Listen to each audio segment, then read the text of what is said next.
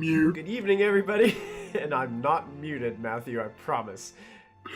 At least I don't think I am. Yes, I'm good. Welcome back, everybody, to Storm King's Thunder. This is episode 70, right here at Proficiency Bonus. My name is Michael, your most humble and merciful Dungeon Master. We are so glad that you are joining us for this fantastic Dungeons & Dragons 5th edition adventure. And we just want to throw a couple quick shout-outs before we begin to some of our affiliates and sponsors, Twitch, Streamlabs, Many-Sided Dice, and Team MZ. Thank you guys so much for supporting us and what we do here at this channel. We appreciate everything that you do, and thank you. We have a big announcement to make. You guys blew out of the water the little donation thing that was going on for Tabletop Legends on Tuesday night. They decided that they were going to match some of your bit giving from our viewers and make a donation to Autism Awareness for Autism Awareness Month, which is the whole month of April here. And within, I think, what was it, Matthew? Was it like 5 minutes of announcing this? Yeah. I don't even think it hit 10 minutes before they met it and surpassed it. And surpassed their goal. I think they ended up, each player from Tuesday night is donating $100. So $700 total based off all the bits that you guys have given. So congratulations and well done, everybody. That was amazing. So thank you for all of your support and giving. And we decided that we're going to jump on the bandwagon as well. So we're going to do ours a little bit differently, but what we're going to do is throughout all of Proficiency Bonus streams this month, any of your bits that are given to any of our streams, any of your cheer bits, will go directly to charity, to Autism Awareness this month. So go ahead and cheer away, throw some bits our way, and we will take those bits and we will send them off to help someone else. So it's amazing what you can do when you work together. So this community is amazing. Take you over to our players really quick as we get ready to dive into a little recap from last week. Everybody say hello. Hello. Hello. Actually, Michael, if I may, just want to toss one thing out is, and actually, Sarah, you may have this. I'm trying to pull it back up, and of course, his post is. Oh, there it is. Matt mentioned a couple of times on Tuesday, specifically if you happen to be in the New Jersey area, the local foundation that they were working with directly is called the Zephyr Foundation. Zephyr. Okay, excellent. Yes. Just want to make sure because they mentioned that a couple of times on Tuesday night. Perfect. So. Yeah, that's New Jersey area, correct? Zephyr Foundation? Yes, excellent. South Jersey. All right. South Not Jersey like represent, I'm kidding or, not like I'm trying to tell you where we live or anything. But... Don't stalk us. Now you know where some people are. You can find them. So just to recap, all this month, all the bits, donations that we receive are going to Autism Awareness, a great charity, and definitely help us to support that and to bring awareness to autism and I guess research and development on more information about it so people can begin to understand it a little bit better. I think that's fantastic. So keep it coming. Tabletop Legends, the debut on Tuesday was absolutely amazing. If you didn't get to check it out, make sure you go back. You can check out our vodcast here on Twitch and check it out there. It will be on YouTube very soon, so make sure you check it out. It'll be every Tuesday at 7 p.m. The guys did great. Matt did an awesome job, and community showed up with some great support for them, and I'm just super excited about that new stream that we have here at Proficiency Bonus. Last week, Callista met her father, who is in no way, shape, or form scary. Riled, who she had thought his last name was Moonglow. It just so happens that his last name was actually Zalarin, which is a very high-powered drow family. So Callista is piece of this Zalarin family, and that's pretty cool. Yeah. She learned a little bit about him. Got to just spend a few moments there. meeting her father. And after that, you guys went back up. You guys discussed a way where you could have her father, Ryle, join you for Anastasius' funeral. Because Ryle did know Anastazius. And you guys got all that sorted out. You're going to meet him to the north of the city, I believe, is where you guys had described. And he's going to be wearing the hat of disguise, I believe. Yes. To make his way through the city without freaking a bunch of people out, because he is a Drider. And that would be pretty interesting to see, walking through Waterdeep. Molfin continued a quest to see if he could find some ice or snow. and Lachlan went back to visit Aldoc, his boss, and got a 25,000 gold loan from his boss. And at the end of our session, Molfin just used Cone of Cold on his bathtub, froze the entire room solid in ice, and then walked back out to join his friends. Yes. I think that pretty much sums up last week. Pretty amazing.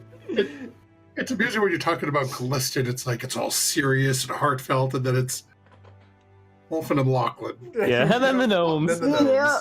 Lachlan went and did something stupid, and Molfin went and did something stupid. It's in the genes. It's like gnomes. Nobody told anybody. Everyone else. Nice drama, balanced theater. Gnomes, pure comedy, and Benny Hill. And Yeah, pretty much Benny Hill. And burp and fart jokes. that's about it, right?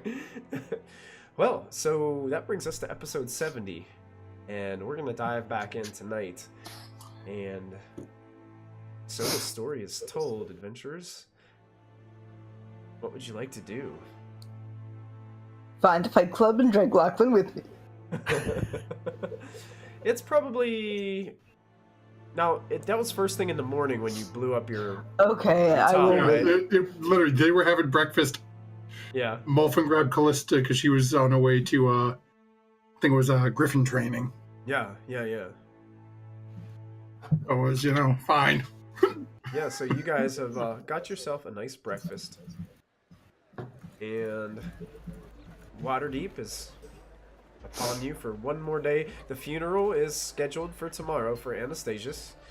Everything according to the Temple of Ilmater, the hospice, is set to go as planned so far.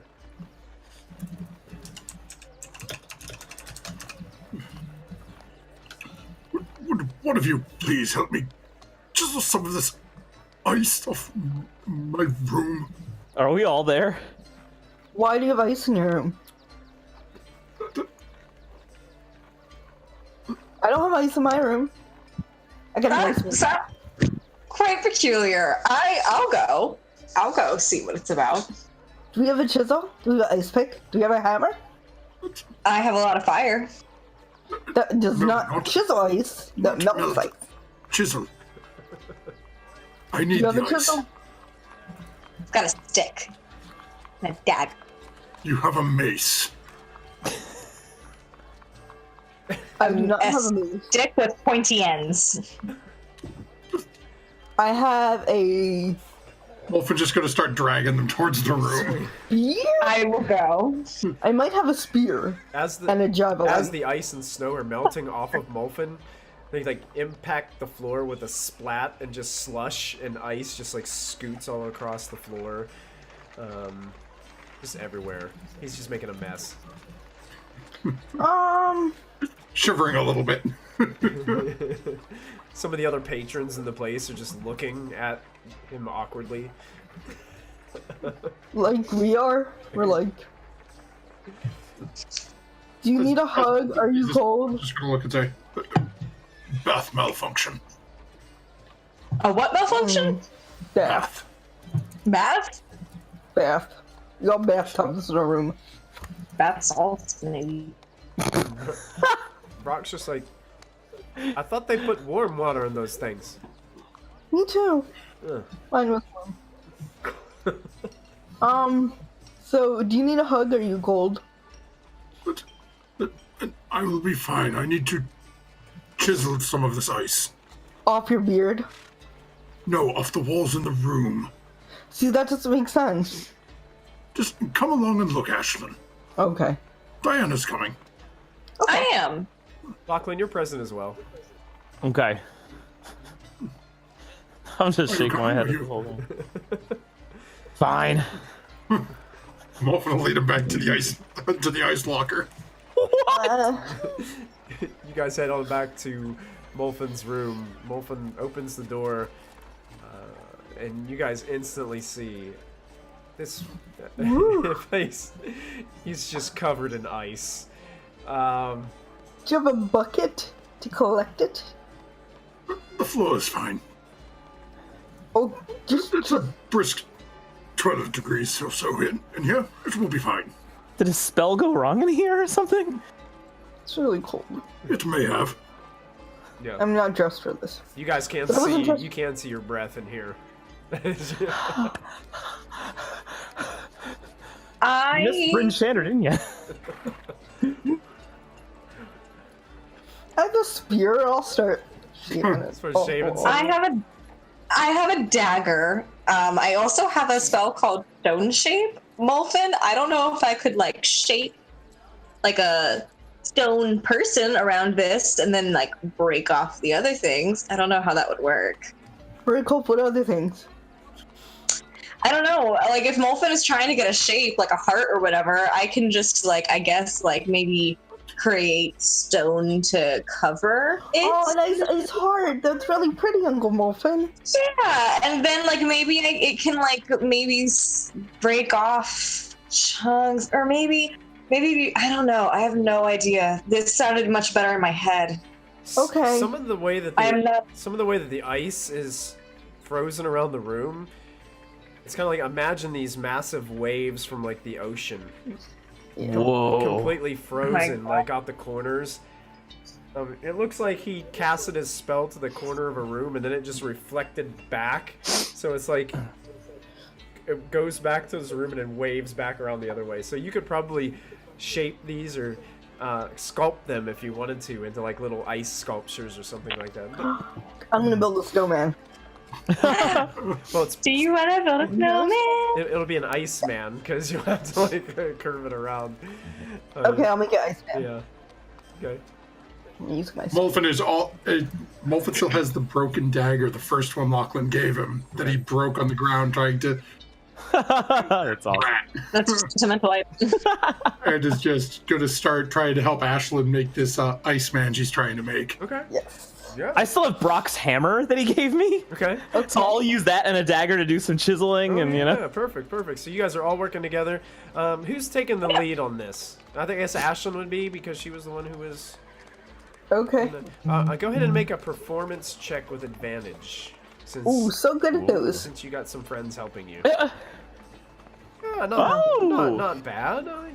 You do a pretty good job. You got a nice little gnome-sized Iceman after working. Oh, it's not up here. It's like down here. Yeah, Okay. yeah. It's not. Well, when you break off the top part of the wave, the thickest part of the ice is kind of a little bit lower, so it takes a little bit from the top.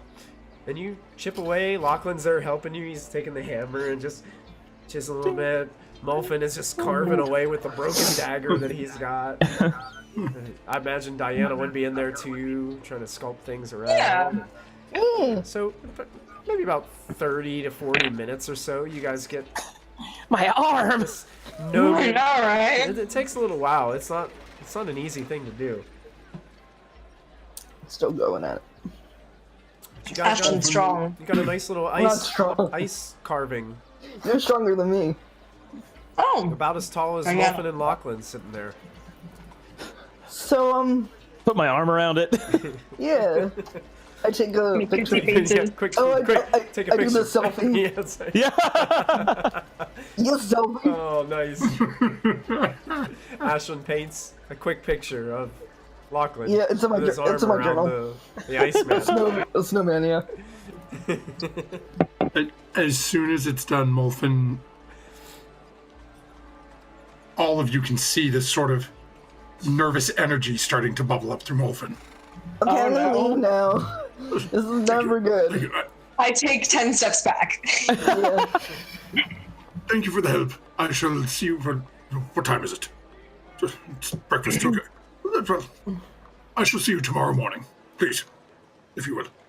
What? You didn't even pay us. Okay, fine. You didn't pay us. Goes into his... No. Pulls out 100 platinum and hands it. Gnome better have my money. He's I was kind of kidding. I don't want it. It's okay. I'm chewing on some ice right now. I will take this generous donation to Ilmater. No, just... Pulls his head away from Diana. Suffering. Thank you, Wolfen. I'm good. Alright. Gotta go do stuff that's not with you, I guess. I have a very lengthy task ahead of me. I will be unavailable for the next 12 hours. Oh, wow. What are you gonna do with that ice sculpture, Gramps? Oh my god.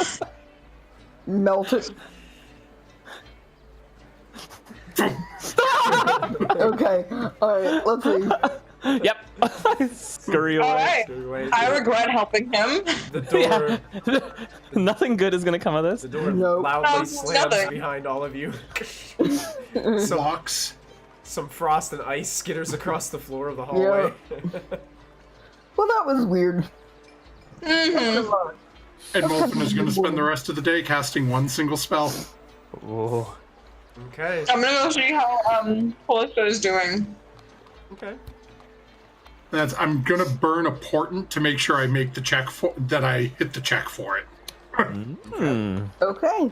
Because I have to roll to attempt to because it's over my level. And you portents were 2 nat 20s or 1 nat 20? No, it's a 12. Uh-huh. So it's a 12 plus my spellcasting modifier, which is 11, which is 23. Oh, nice. I need to roll a 17 to cast it. Okay. Very nice. So. So, Molfin is hanging out for 12 hours in his icy room. He's like gonna die without a parka. He has winter clothes. Oh yeah, he does. We all do, don't we? Doesn't he have like the cold of the grave now or something? Molfin doesn't feel cold anymore. Callista, where would you be during all this? I probably would be alternating between training with the Griffin Guard, seeing if they can train me on their methods of their guard in the city, as well as training with Cleo, and then anytime I had a break, I would be writing a eulogy for Anastazius. Okay. Perfect. Diana, you knew where Callista was going, right? Okay. Yeah, I think so. Yeah, I told her because I have Cleo and what's yours name again? Salim. I have Salim and Cleo with me that I'm training both of them. Okay. All right. So Diana, you take some time. You're going to head over there to where the Griffin training is taking place to meet with her. Yeah. Okay.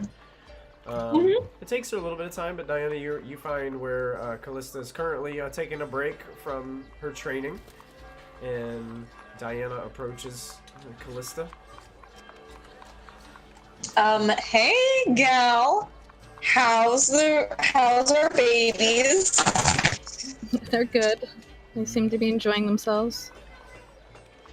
That's good. And how are you? The babies. The babies. That's our griffins. That's our babies making all the noise. That's our griffins, yeah. They sound like they're having a great ruckus. I don't know how I'm feeling. It's been a weird week. Yeah. A really messed up week. I can imagine it is a lot to process. Sorry. I lose Anna and then I find my dad.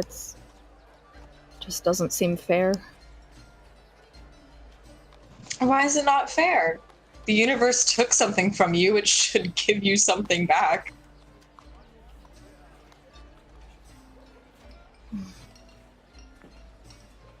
The universe didn't take him from us. That Raven Witch did. Yeah. And then Lulf cursed him. I'm sorry, Diana, but I hate to say it, but the gods be damned.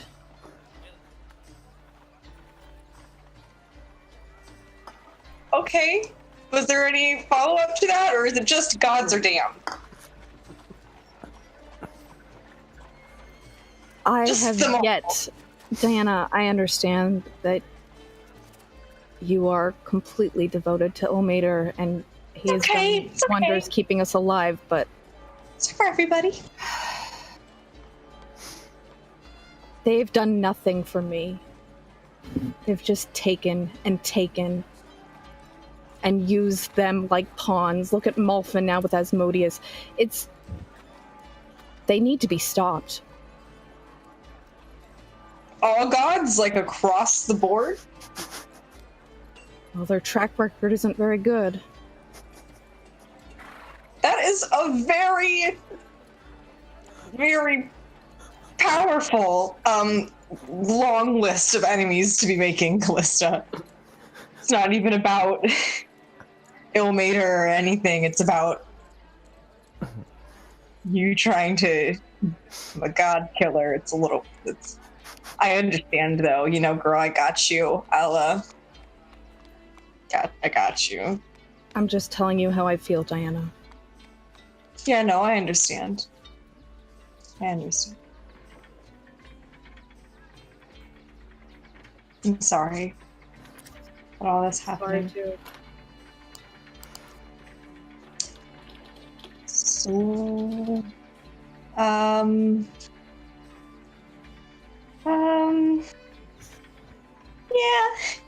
What are you writing? I will show her. It's the beginnings of an eulogy for Anastazius.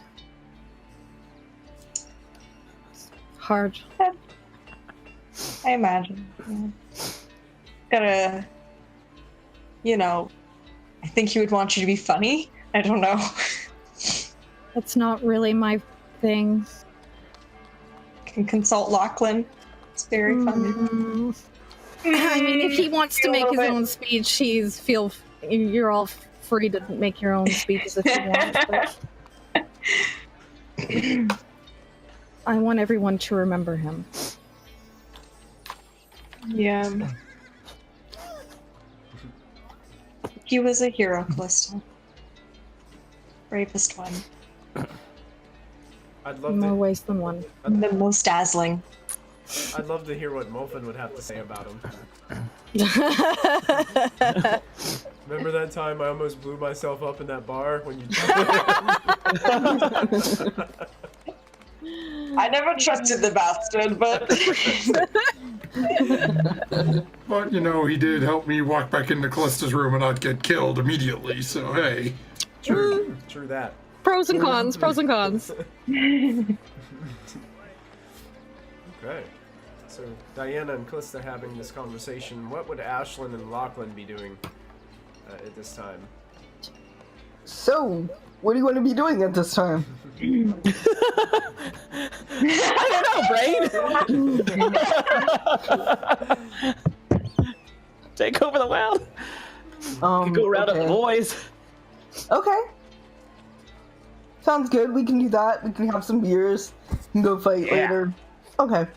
Drink and fight, yeah! Okay. Okay. So, is there any place in particular you guys wanted to go? I don't remember the name of the place. Oh, you want to Bloody go Fist? You want to go drink at the Bloody Fist right now, like during the lunch hour? Oh, we just can kind of do scope it that. out a little bit. Get the lunch special? Yeah. Yes. Get the lunch special. Lunch special. 2-for-1 fights. All right. So you guys are. I guess you're gonna try to meet up with. Are you trying to meet up with the crew, Lachlan? Do you want to try to? Yeah, let's see if we can round some of them up and bring them. Have Oh yeah. I'll say. Go in with a pack. I'll say you can basically get everybody right. It takes a little while, but you can get everybody together and you guys make your way down to just a little. Just inside the dock ward area, where you find this, it looks like a dive of a place called the Bloddy Fist. It's a big place, and when you enter, it's not very crowded right now. There's just a few people here and there sitting around, a couple people at some tables having the lunch special. And you guys kind of approach, and you can see that there are a lot of employees. A lot of people moving about, cleaning. Looks like they're preparing. And on the right side of the facility is a large, looks like clearing area, and it's filled with sand. And it looks like a sand circular fighting pit. Nice. To the right side. It looks like the one wall in the back, like the pit goes almost all the way to that wall, and there are these like doors, different trap doors at the bottom, and around it there's a wooden platform with a bench where people can kind of lean up against just to watch, and there are some booths and tables kind of set around it as well for people who would like to, have a dinner and a show, so to speak. Oh, okay. This place. It seems like it's a pretty. It's got a lot of room for a lot of people. Oh. So this place could get pretty packed. I go up to an employee and I'm like, "So how does this work?" And I point to the sand pit. But how does it work? What do you mean? How does it work? You know, how do you enter? Can two combatants enter and take on another two? Because I got a second here. I think they do two combatants sometimes. I mean, it just depends on what's going on. And is it fists or is it like weapons? Sometimes it's a mixture of both. No magic, I would assume though. No magic. It just depends. Oh. We try to keep the magic down a little bit, because of what Waterdeep laws and all that. But as long as things don't get too crazy, usually we're okay. Okay. We never get crazy. No. Where's Molfin and his Iceman? Yeah. But yeah, if you go speak to Marty behind the bar, I'm sure he could help you out. Marty, okay. I go find Marty. Okay. You see a guy dressed awkwardly, nice to be behind a bar at a complete dive like this place is. He's got the handlebar mustache going on. Nice. Slicked jet black hair that comes back. I tend to envision him as looking a little like Freddie Mercury with more hair, and it's slick black. Cool. He's got a black bow tie with a white button-down shirt and a black vest that's a little too snug for him, and one of those little red handkerchief little napkins that stick out like a triangle in his pocket of his vest. He seems to be wiping down an area of the bar as you approach. Good sir, you look very dapper. Oh, well, thank you. Oh, okay. Well, you must be Marty. I'm Marty. And he starts to just take his handlebar mustache and just kind of stroke it a little bit. Takes the rag and just continues to wipe the bar. So, how does one enter this, sand pit fighting thing? He immediately looks up at you with wide eyes. Oh, you want to enter the fight? Yeah, with my second here. His name's Lachlan. Oh, with him? Yes. What? Really? He's Lachlan legendary. I mean, come on. Perhaps we could have that happen. 100 gold pieces each. To enter? To enter. I'll lock you in. Oh, I'll cover Lachlan. Sure. Cover Lachlan? Ah, Lachlan it is. Marty, and he holds out his hand towards you, Lachlan. I'll reach up and shake his hand. He shakes his hand. Hey, as he takes his hand, he looks at his hand a little bit, and then he takes a rag and he wipes off where on his hand. Ow. One of those times. And your name? My name's Ashlyn. Ashlyn, and you look at he's like taking a piece of chalk and he starts to go around this. There's this big chalkboard behind the bar and writes both of your names down onto the chalkboard and then puts like what looks like paid in the side, and you can see there are other names already listed on the board. There is an individual named Creature. Creature? On the board. That's not good. There's also one called Marco the Hound Fletcher on the board. Lachlan, we need better names. I'm the Cobra! There's one. but There's the name Ray Juskina on the board. That's exotic. There's also the name Mosk Muradak on the board. Then you Start to know this. I'm taking all these notes down. they're just written on the board. Okay. It seems like there's still some empty slots, but you also see one Wells Dewspark and Kudar Grey Mall are some of the names that you see on the list. Pay attention, Lachlan. We're gonna go through them all. And it looks like there were some other names, but somebody had taken their hand and kind of smudged the chalk. So it's just like they've been already eliminated or something like that, or it could be like an ongoing kind of tournament approach or something like that. You're not really sure. So how does this work? Is it an ongoing tournament? We're not really sure. Well, tonight's prize is over there, and you look and there's this trophy case, and in the center of the trophy case there is what looks to be a pretty decent size aquamarine gem inside of a glass square case. Ooh. It looks like it's glistening. It looks like a really pristine cut for the gem, and even some of the outdoor light that's shining through the windows reflects into the gem, and it puts this nice glow around the glass inside the case. There's some other trophies and things in there, but this is the one essential thing that they've got there that's going to be the award for the main event this evening. Which I'm minor illusion, little dragon coins on my eyes. Lachlan, that's creepy, but we can totally get that. That'll be ours. Yeah. And he looks at you and he's like, if you win, you move on to the next round. There'll be a much bigger prize. Okay. He looks back at Lachlan with squinting eyes. If you win. If I win. We will win. Don't worry. It'll be cool. You must have the speed and the reflexes of a cat. You must have the power of an elephant.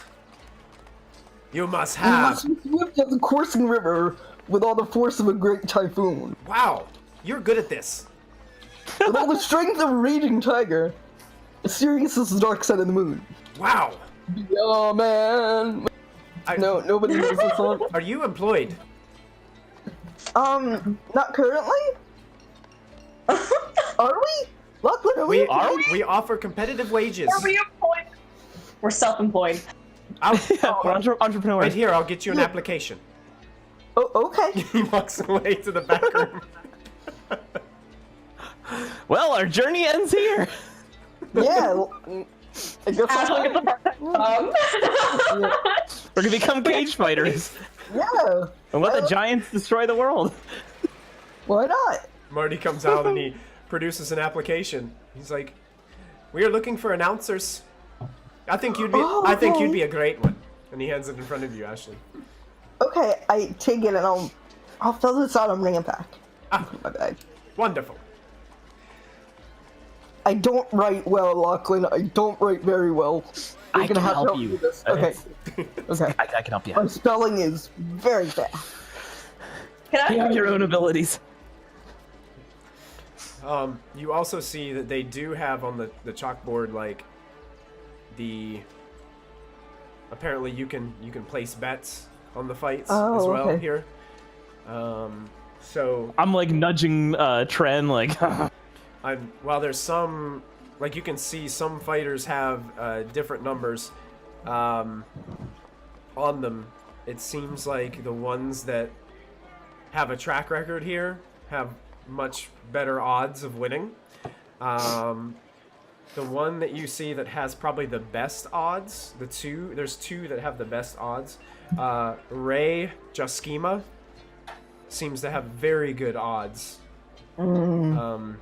Actually, in fact, by looking at the board, you don't think she's ever lost.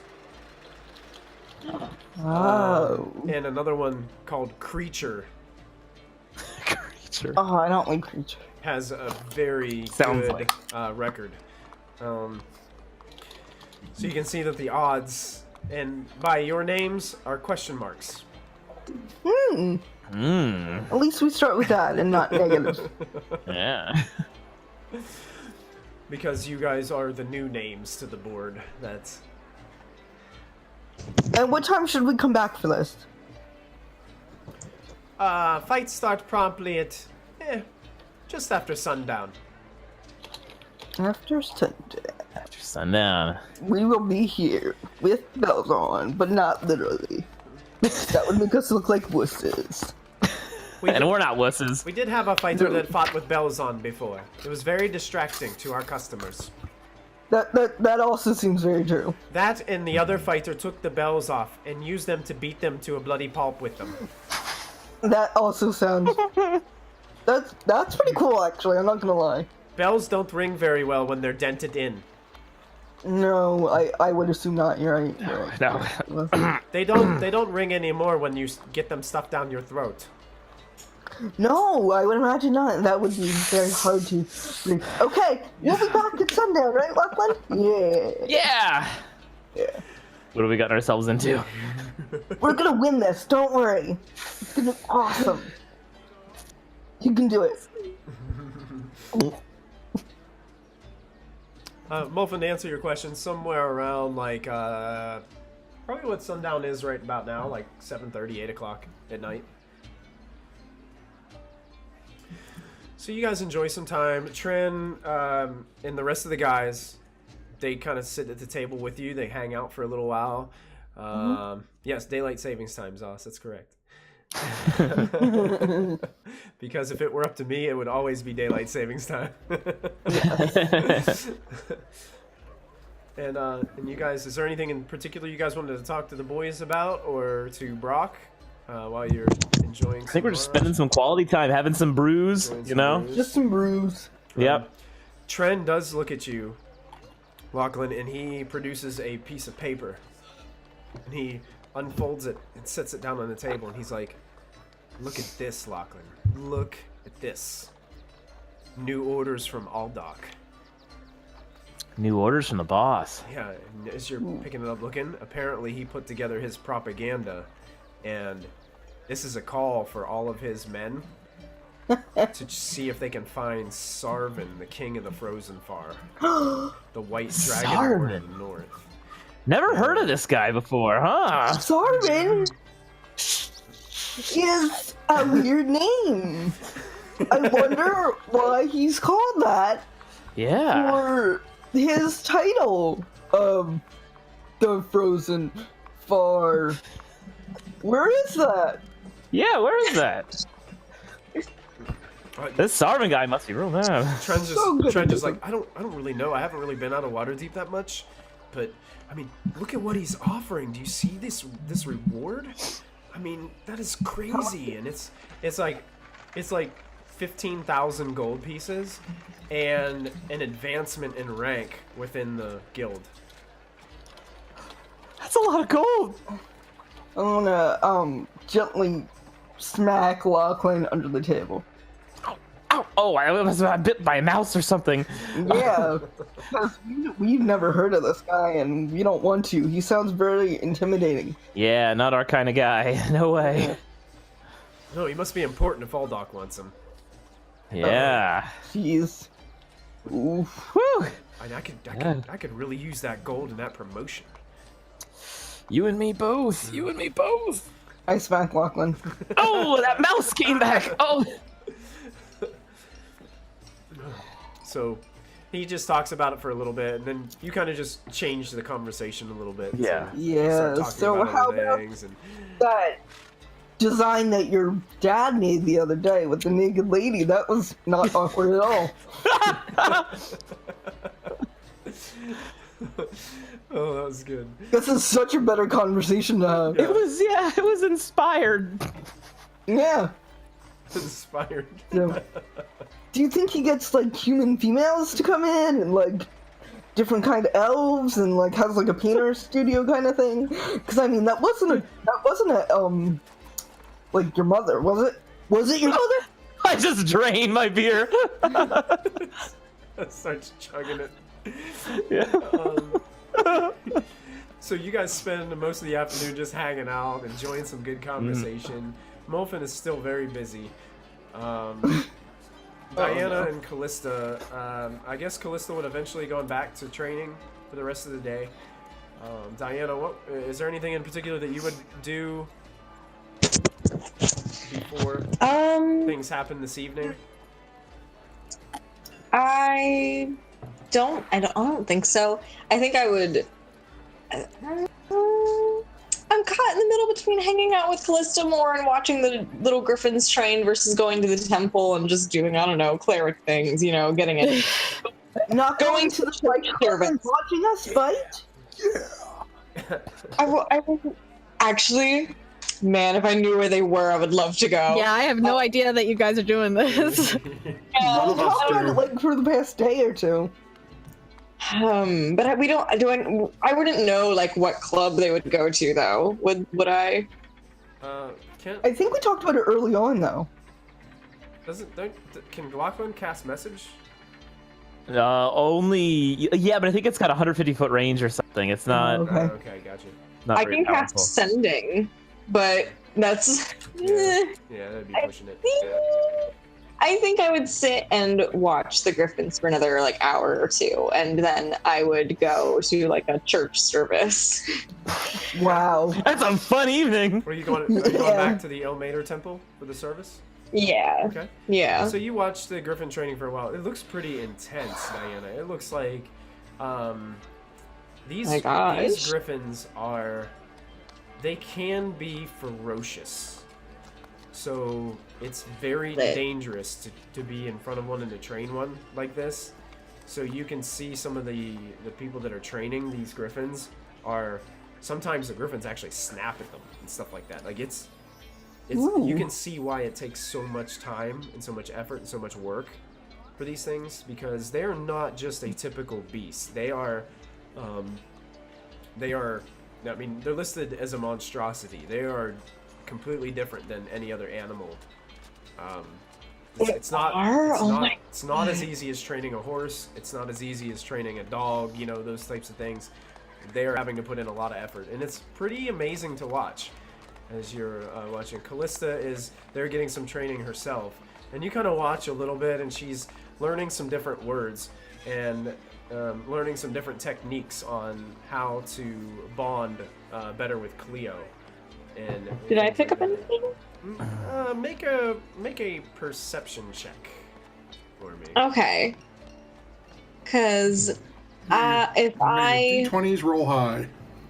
Thank you. I agree. If I because if I don't learn anything, then I might want to just stick around. Ooh, 26. Wow. That I am a better blesser than Ilmater. Thank you. Oh,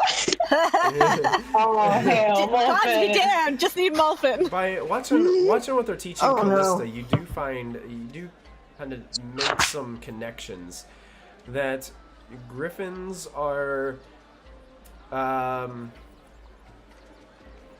they need to know who's in authority.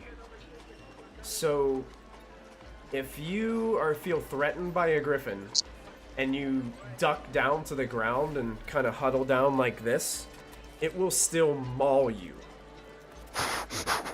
It's kind of like one of those things where you've got to basically stick your chest out and get in its face. You gotta be the alpha. You have to tell it, hey, I'm your master, you're gonna listen to me. Basically, in your body language, and also in your mentality. You have to hold that confidence throughout in order to make sure it knows who's in charge. And that's the one thing you really pick up on with all this training. It charges you, you charge it, yes. I am your mother. They come screeching at you, charging, and you go, ah, like Braveheart, like style charging across the battlefield.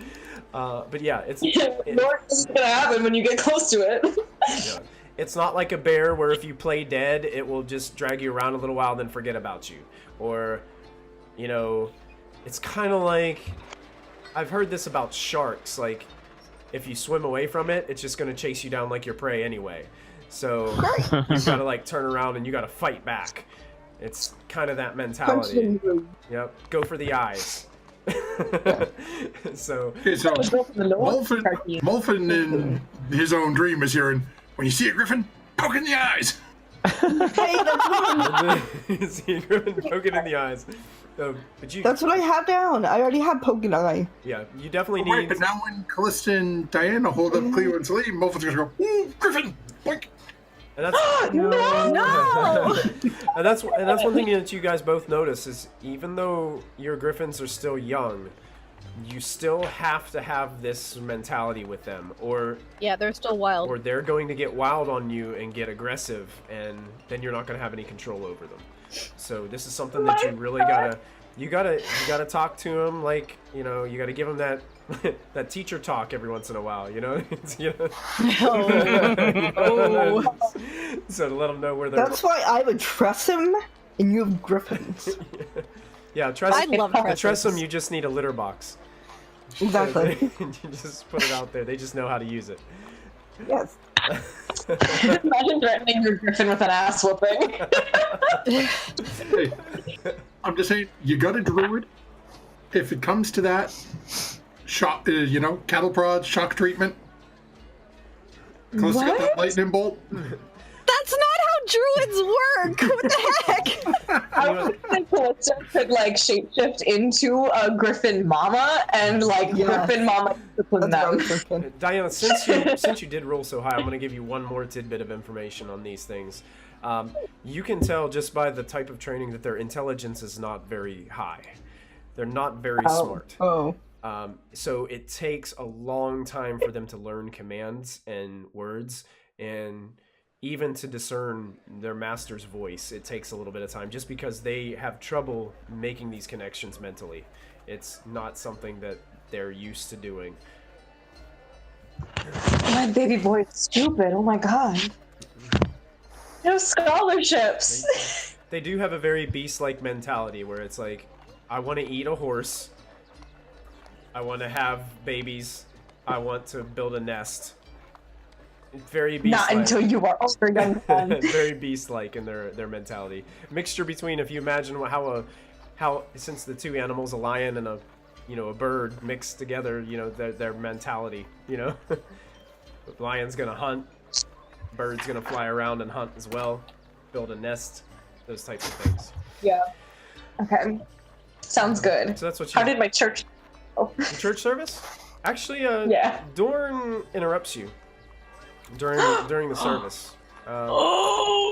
And he asks for you to come with him. He wants you to meet one of the high priests of Ilmater here in Waterdeep. Making those connections. Yay! I take a little bit of the holy water out of my pouch and I'm just like in my hands and bathe, just trying to purify myself.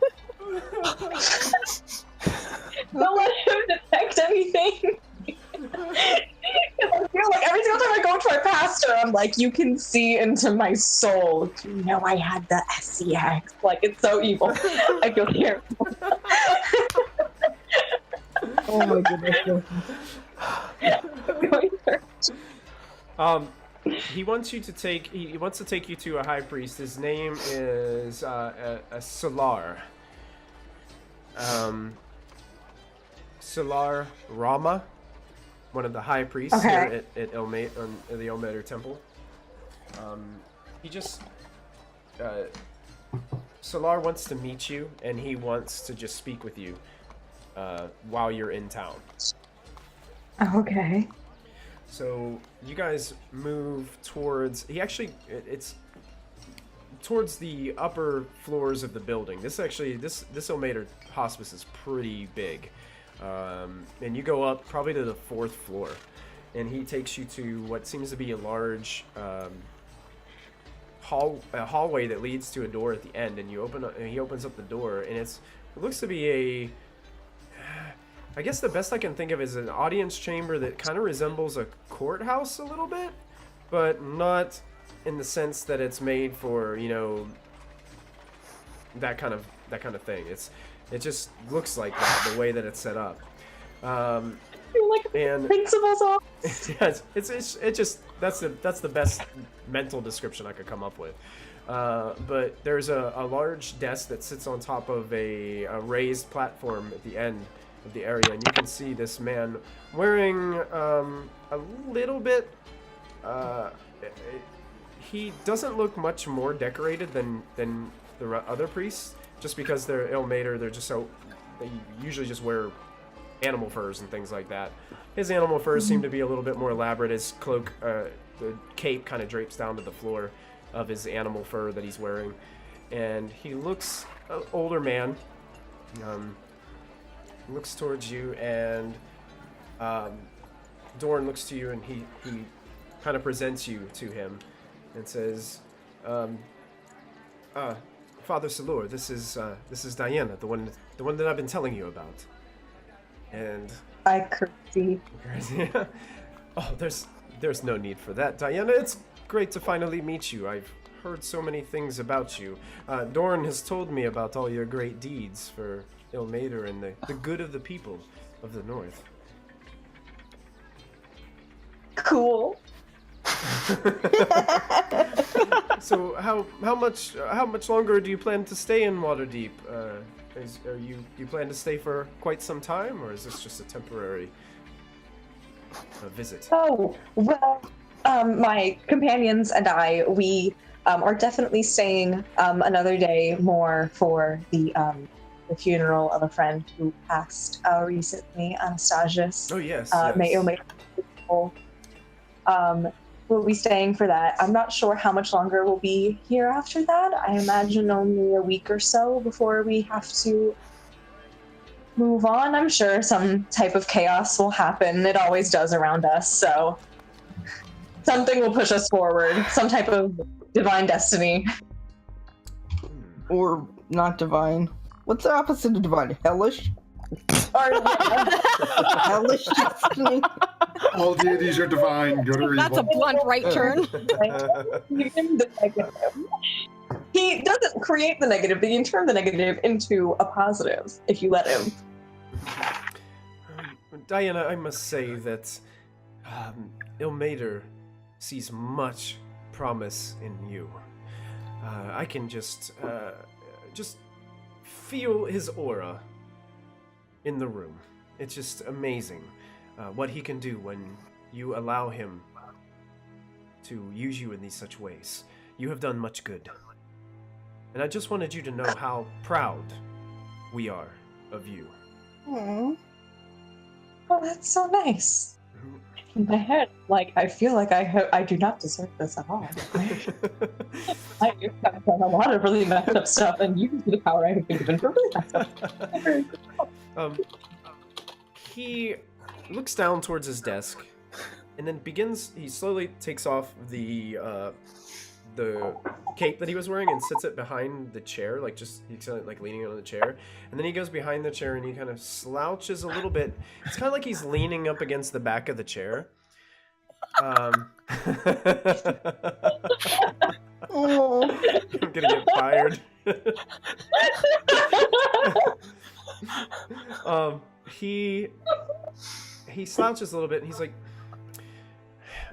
Now, Diana, there is one thing I need to ask you. Yeah, go right ahead. Anything. It's pretty important. Okay. Normally I wouldn't ask this of any of the great clerics of Ilmater, but it seems there is a threat, and we need to be very cautious. You see, Dorn and I have been talking. We need you to keep an eye on your comrade Molfin. Yes. I have been with him. What's the word I'm looking for? Not struggle, but definitely tribulation. Have you spoken to him directly, Diana? Have you seen or witnessed any changes in him recently?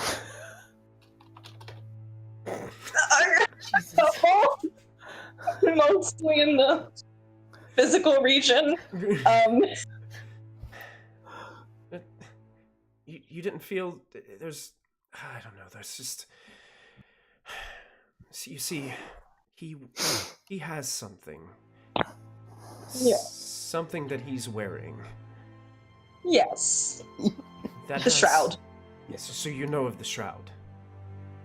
I know a little bit of the shroud. I believe I also know a little bit of some other things that are interesting that he that are not really pure. Okay. Well, Diana, we're going to say some things now that are probably going to be hard for you to hear. Oh no. Okay.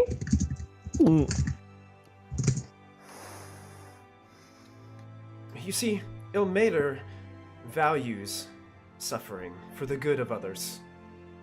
You know that. You took this upon yourself when you chose to follow him and chose to use his divine powers for the good of others. Yes. I know you believe that there's still good in this gnome. Of course. If you've seen the love for his family that he still carries, you would know he's not entirely evil. That is fair. But I must warn you, Diana. When this good falters, when the good is no longer present in this gnome, you have to help us.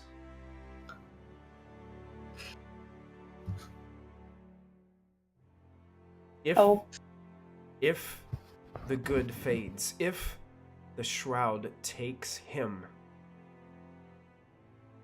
you might be the only hope.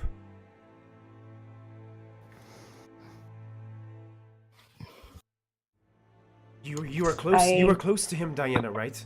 You are close to him. He trusts you. I'm close to him. I would describe it more as a frenemy type relationship. Like kind of Tom and Jerry, you know. Tom and Jerry. What? I really don't know this Tom and Jerry you speak of, but I understand frenemy. I am the mouse. I am the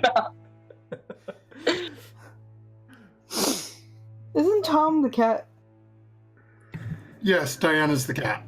Yeah, Tom cat. Am I the cat? I feel like the mouse. Actually, no, wait, you're right. I am the aggressor. Never mind. You're the aggressor that every once in a while just gets a frying pan to the face and goes, yeah, I shouldn't have done that. Diana's like, I can fix it if you let me. She's very aggressive. Anyways, continue with the scene. Well, listen, and you know, I totally understand, but right now, you are in the best position to watch him. We need to watch him. You don't... The power of that thing is so great, you don't need to put your life in any danger. Do not go out of your way and and put yourself in any danger to take. Just be smart, Diana. Be smart. Can I, if I may, just make a quick little case. Quick case. Quick case on Molten's behalf. He puts his hand up on his forehead a little bit and just goes like this. He rubs it for a minute and then puts his hand back down on it and proceed. I frankly, I mean, I don't want to be frank, but I know that he has interests in some things that are not good and that he needs to be steered in a right and proper direction. But I don't really personally believe that I'm the last hope. I am surrounded by people of extraordinary ability, and all of them, I think, have got a way better handle on the situation than I do, including sometimes Molten himself. And I used to really not understand quite a lot about them or why they did things and everything. But now I'm understanding a little bit better. And because I understand, I think I know that it's I don't think it's about family to them so deeply, and trust in each other and in ourselves and in the family that we've made out of the ones that we've lost before. And I don't think that any of us will allow Molten to go so far as to lose himself. I don't think that Molten would go that far, in my opinion, because at the end of the day, I understand what his motives are. But if there's none of him left at the end of those goals, then what's even the point of winning them? I think that, and with all due respect, to your holiness, that we're going to be okay. And that so long as, all of the parts of Vecna are secured, we'll be good. Diana, I understand that you don't think anything will go wrong, but I'm just warning you that if it does, be ready. I'm not killing my family. What if your family tries to kill you first? Will you defend yourself? I don't believe in a reality where that's going to happen. That's so Diana. I love her so much. Oh my god, it's so Diana. You hear Doran kind of sigh behind you. And he starts to slowly just kind of walk away. His head is down. And the high priest, he is just kind of staring at you. His face just tilted slightly to the side, like just kind of surprised at your stature, your confidence, your ability to, fire back at him and his, prestige that he has. You can tell this guy doesn't really try to flaunt his position. It's not a thing that Ilmater high priests do. And if they do, they're usually corrupted some way. But this one, you don't have that sense. Your passive insight doesn't give you that vibe. But he looks at you and he says, fair enough. But do us one more favor. If he were to fall,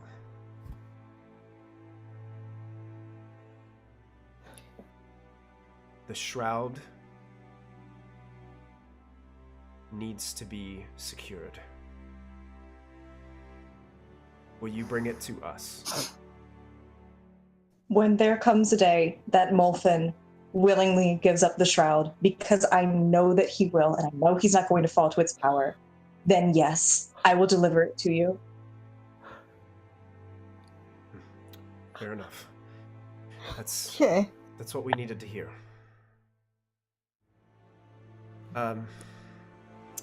Diana, I'm afraid there is going to be a time where you're going to have to make a very hard choice. And I just pray to Ilmater But you make the right one. And then he picks up his cape, slides it back onto his neck and secures it. And then looks towards Dorn, kind of gives Dorn a nod, and he's like, okay, Diane, it's time for us to go. Thank you for your counsel, sir, and I curtsy again. May Mater guide you. I really hope he does, because I need it. And Dorn leads you out of the room, and you guys are walking back down the hallway, and he turns around in front of you, stopping you from going the rest of the way down the hallway, and he looks flustered in his face. Like, this is the most stressed out you've ever seen Dorn. He's like... And he's died like 3 times.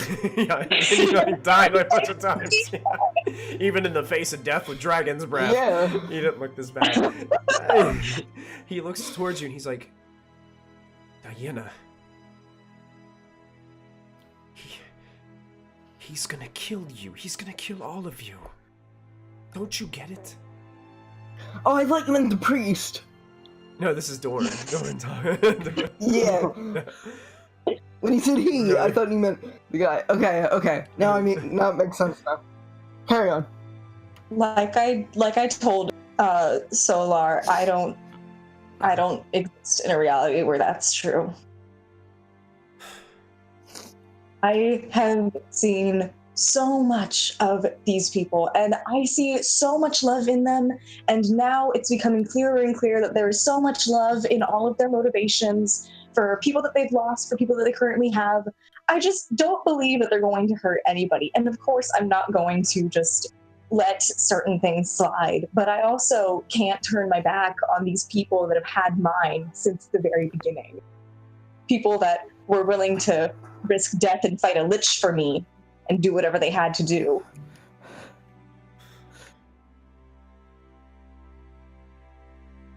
And in my opinion, I believe that if there's any light, I believe that there is a light in everyone, in every soul, somewhere, deep down in some people, but that there is a light.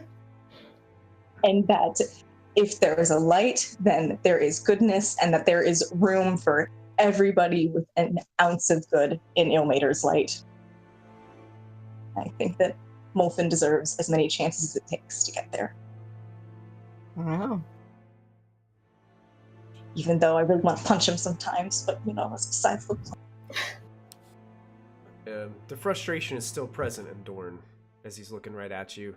He kind of steps to the side a little bit, almost letting you walk by him. And as you start to walk by slowly, he's like, Diana, you are stubborn and naive. Thank you. That's awesome. And Learn to accept these qualities. you need to take care of yourself. And he just walks away. I was put on this earth to take care of other people. That's Ilmater's destiny for me. Make an insight check. Make an insight check for me. Okay. Insight. Fire! Okay. A 10 on a nat 1, though. That's pretty impressive for a nat 1. It's a 10, not quite high enough. So yeah, you guys, this meeting ends, and you are free to continue your worship. Is the service even still going? Oh, yeah. It's kind of like just a temple where you can just go in and just, there's always priests in there lighting candles and reading rites, and people are going in just spending some time in there praying and things. This place is more of a hospital set up, so there's a small temple area in the back, but it's more of a place that's made to help people. Then I will go down to the temple and cast commune as a ritual. Okay. Just, I'm not going to ask anything too personal. I just need to, because Callista got on me about that last time. Okay. Ask up to 3 questions. It can be answered with a yes or no. You must ask your questions before the spell ends. You received a correct answer for each question. Divine beings aren't necessarily omniscient, right? Is that how I say it? Omniscient. I think you're right. Omniscient. So you might receive unclear as an answer. Anemone. Yeah, it has to be something that the deity would actually know. If it's beyond the deity's knowledge, then it'll be unclear. Okay. What was the if you cast the spell 2 or more times before finishing it? Okay, that's where the thing. Okay, so you take your time. You start into this deep prayer to Omater, and it almost begins like you can feel these pathways just start to open up between you and the divine, and you feel as if that same feeling you had before when you casted the spell prior, and you feel like you can begin to answer your questions and they be received by Omater. Did I just make a horrible mistake?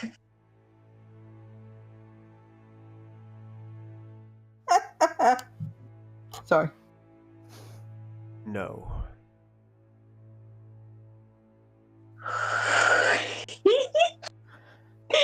Ooh, so much joy. Oh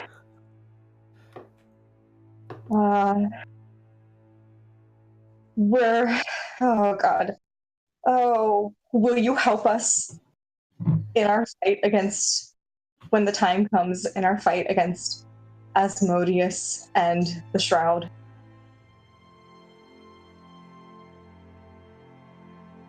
Yes. And the last one, I don't really know if it's a question or not, but will you please protect Molfin and guard his soul?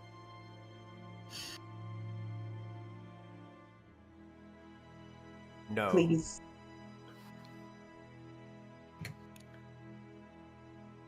Did you hear it? A little bit rude. Yeah. Oh god. Does he have a soul? Well, that's up to me then, I suppose. Wow.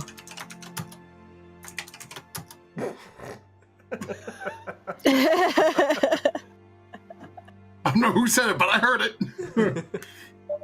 Yay! So, the waiter is definitely going to help us against Asmodeus and the Shroud, whatever that means. I didn't make a mistake in saving Molfin, in protecting Molfin and for fighting for his soul. However, he's not going to help his soul. So, make an intelligence check, Diana. The only thing that I know right now is I need to talk to Costa. Intelligence check. Doot. There it is. Okay, an 18. Whoa! Now, Molfin told all of you that he signed a contract, right? Yep. Yes. Yep. Oh, yeah. With Asmodeus, yep. So He's got his soul. He's already signed. He can't be helped by Oh. another deity. Because he doesn't have the soul. He doesn't. Sorry, His Molfin, soul belongs to Asmodeus right he now. does not own his Yeah. own soul. It's on a mortgage, yeah. Yeah.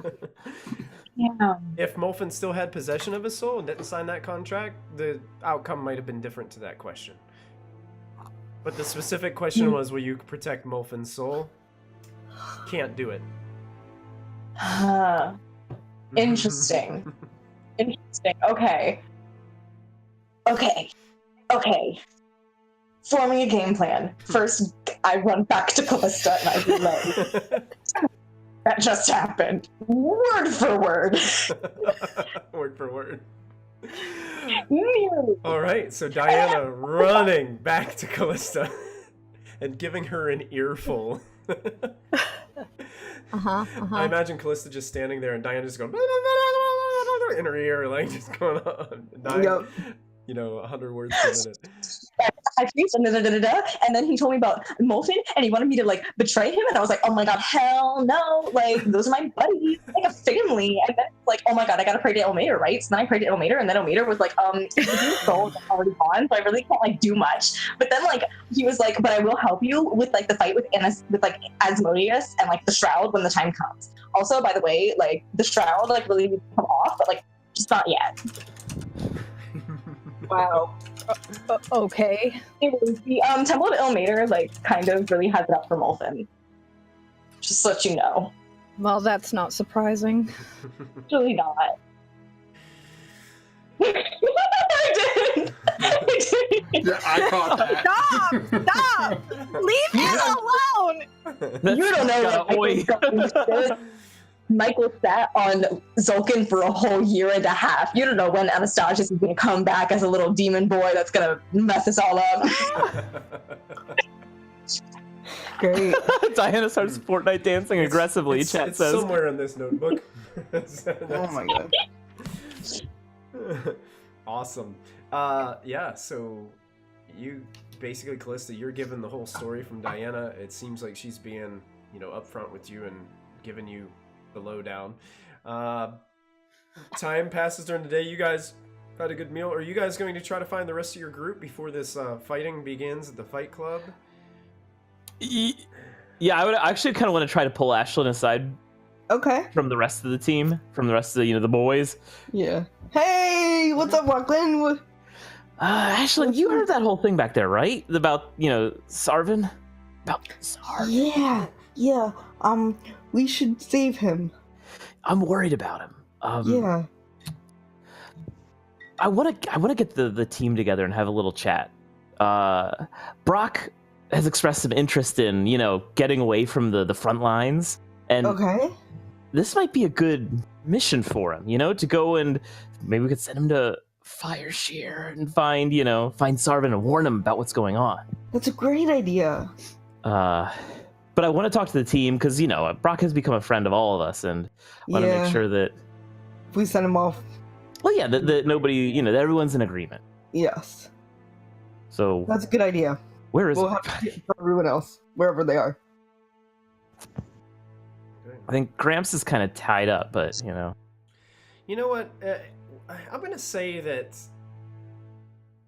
I'm going to make the spell I'm gonna make this thing go off a little bit quicker because I don't want Matthew to miss this whole session to cast the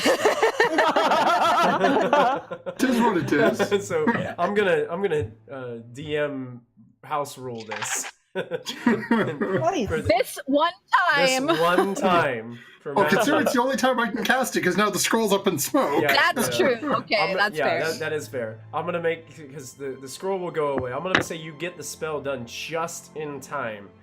That if you wanted to make it to the fight with the Bloody Fist, because otherwise I have a feeling that this is going to take us to the end of the tonight, and then you'll be basically casting your scroll spell the entire evening, and I don't want you to have to do that. But apparently I can dab into infinity. There so. you go, dab.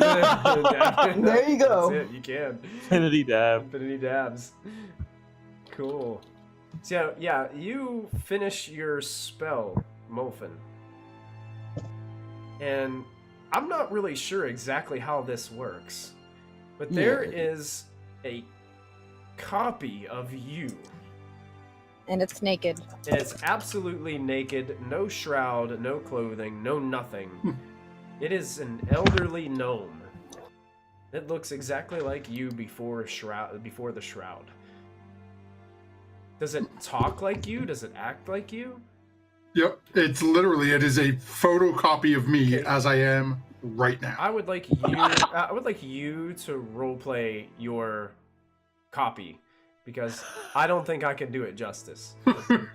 So you're going to have to, if you're going to talk to your copy, you've got to talk like two Molfins back and forth to each other. Oh my word! I already did this. You did this. Molfen Shroud. Molfen Regular. Molfen Shroud. Molfen Shroud. Molfen Regular. Yeah. Yeah.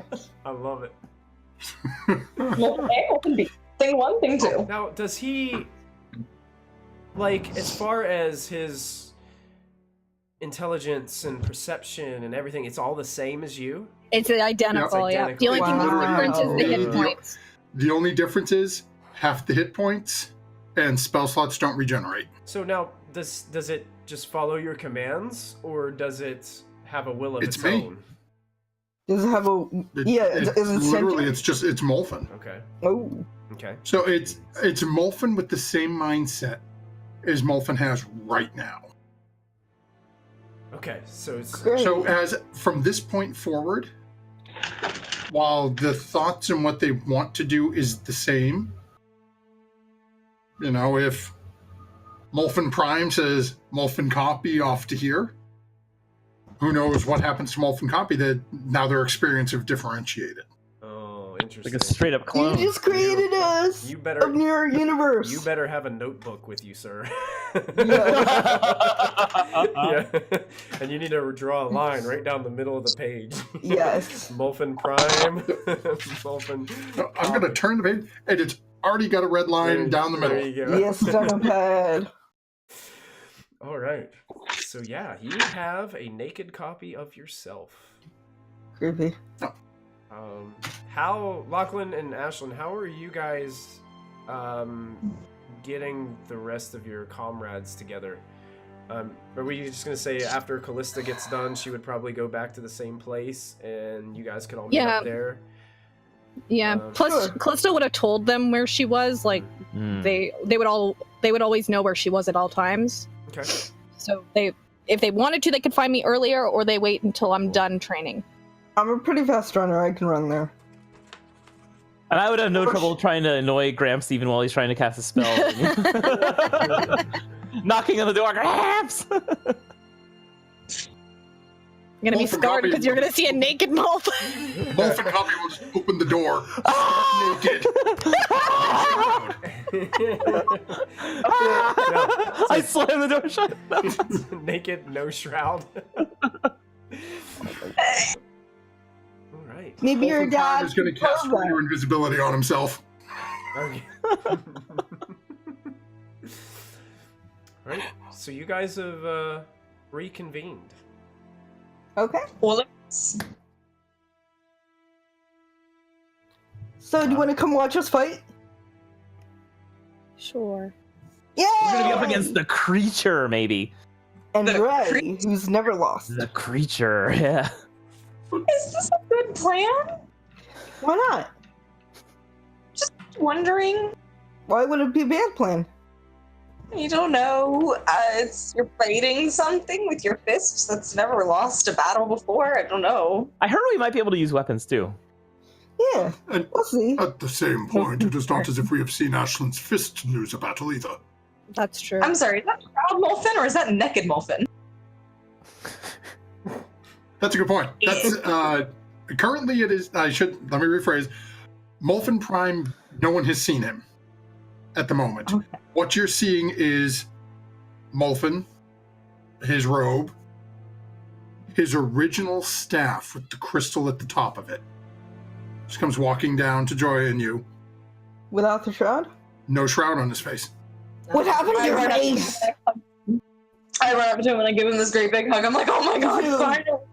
I literally just had to fight for your life in the temple. Melissa's just shaking her head because she knows exactly what's up. Did you get rid of the shroud? You look So great. I missed your face. And I start like... Molfen, where are you? I'm stroking his beard. Brock's like, there's that beautiful beard again. You good-looking son of a gnome.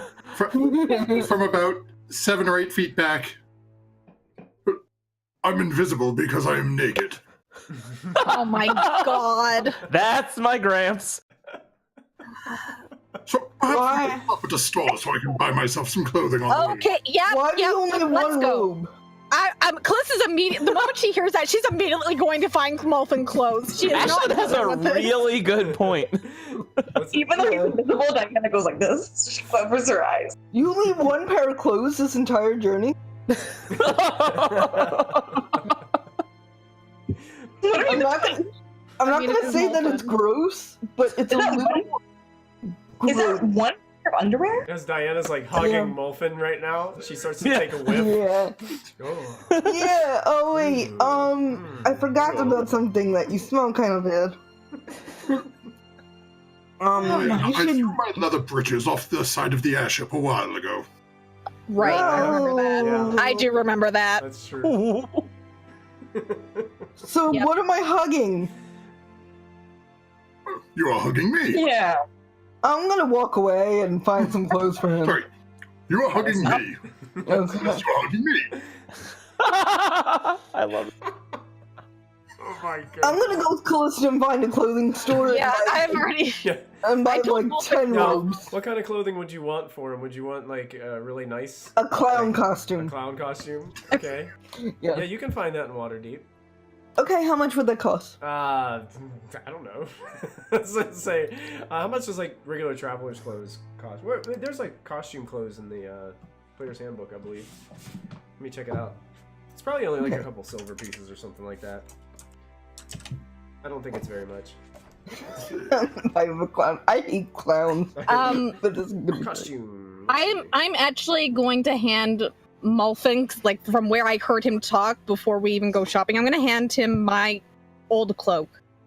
For I now. got a cloak of the manta ray. I don't even need this. Here. You can find some. Mine's the billowing one. Oh. The wind cloak. Actually, the clown costume is actually more expensive than I thought. It's going to be about 5 gold pieces. Oh shit. Oh, you're not gonna be a clown. but Forget that. Okay. Common clothes run you about 5 silver. No, I'll buy him the clown costume. Okay. Okay. Drops the 5 gold for a nice clown costume. Yep. So, yep. Excellent. Here, this is as elegant of a clown costume I could find, Cool. but it's yours. Off and all, get dressed. And you're still great. Are you invisible?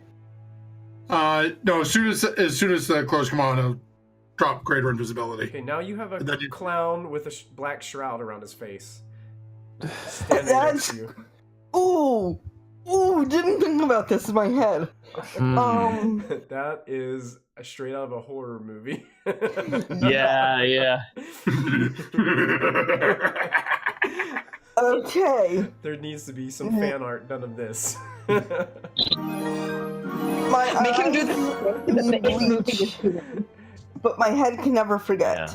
Hey, Twitch Devil Pup, thanks for the follow. We appreciate it. Devil pup. Oh boy, and you know what? I think this seeing the shrouded miniature clown, I think that's a good time for us to take our break for this evening. Because why not? Because why not, Hurrah! right? We're at about 9:34, so it's about midway through. So Okay. we're gonna take a break.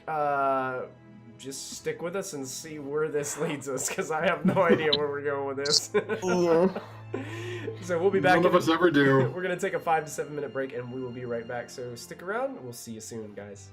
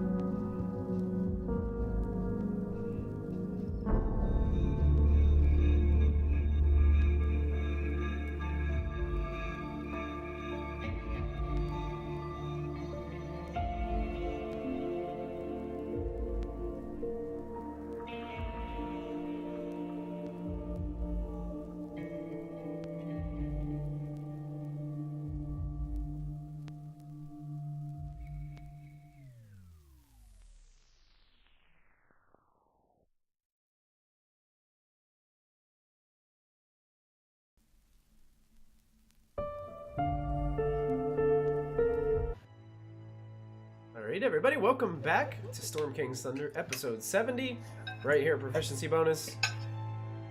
We're so glad that you're joining us now, and Molfin, yes, there are now 2 Molfins. I'm not sure we're ready to accept that new reality in which we must face. Nope.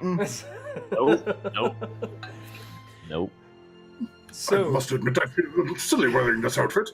Yes, you look ridiculous, but No! this is suspected when Ashlyn is sent to choose out your clothing. now you guys must suffer through Molfin talking to himself. Oh yeah. Alright, adventurers. You are approaching. You probably all gathered together for dinner at this establishment, the kind of upscale bathhouse that you guys have been staying at. You guys have had yourself a good meal, and Ashlyn, starting to get to that point, the sun is going down, and you guys know that you've bought yourselves into a fight. Yeah, we gotta go, guys. Gotta go now. All right. Ooh, do you guys want any help? I don't think we're allowed magic, are we? Didn't he say that it's as long as we don't like raise suspicions? So it's allowed if it's under the radar. Cool. I don't need help, Lachlan. Do you need help? I mean, I certainly wouldn't refuse help. Okay, I guess Lachlan could use some help. You make it for sound offering. bad. No. I will cast aid on both of them. So What? What's this do? Yeah, I don't know what that means. what that does is your hit points are gained by 5 points. Yeah, I feel like I could For up to 8 hours. take some hits. Look at that. Yeah, you And guys get an extra little buffer of hit points there. Ooh, yeah. Nice. Should I put that in my temporary right now? And then Yeah, Yeah, that's those are temporary. Yep. Okay. okay. But wait, so, hold on, no, wait. Each target's hit point maximum and current hit points increase by 5. So technically, your hit point maximum increases by 5 for the next 8 hours.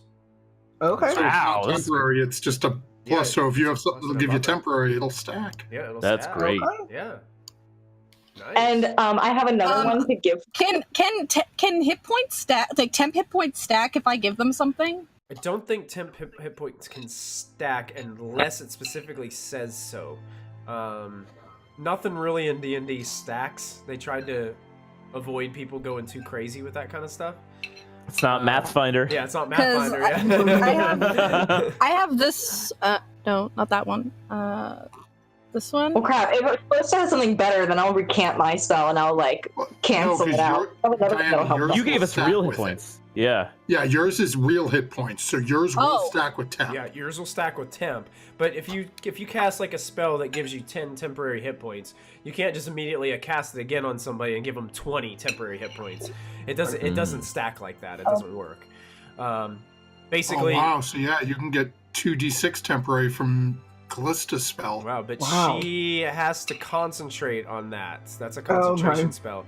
So I think you'd probably only be able to cast that on one of the two. No, I can cast it at 2 if I do it at a higher level. Oh, you could. Oh, yeah. Excellent. Yeah. But you would have to be, like that's going to hold your concentration for up to the hour. That's fine. Well, I just sneezed so hard, I blew off my glasses, and when I tried to catch them, I accidentally threw them across the room. Whoa. smooth. That is rolling a nat 20. Yeah. That's a nat 1 in real life. All right. So do you Depends on guys what you're want trying it? to do. Should I do it? Sure. I'd say Seems do cool. it. Help them out. Sure. Okay. Let's see. That is a very valid Nice. point, Chris Hansen. I thought there was a small terrier or a small dog in the house too. That wasn't a dog. No, that was Zoth's sneeze. Sneezing. I thought it was Sarah's dog yipping in the background. Like, Bear's endurance. The target has advantage on Constitution checks. Nice.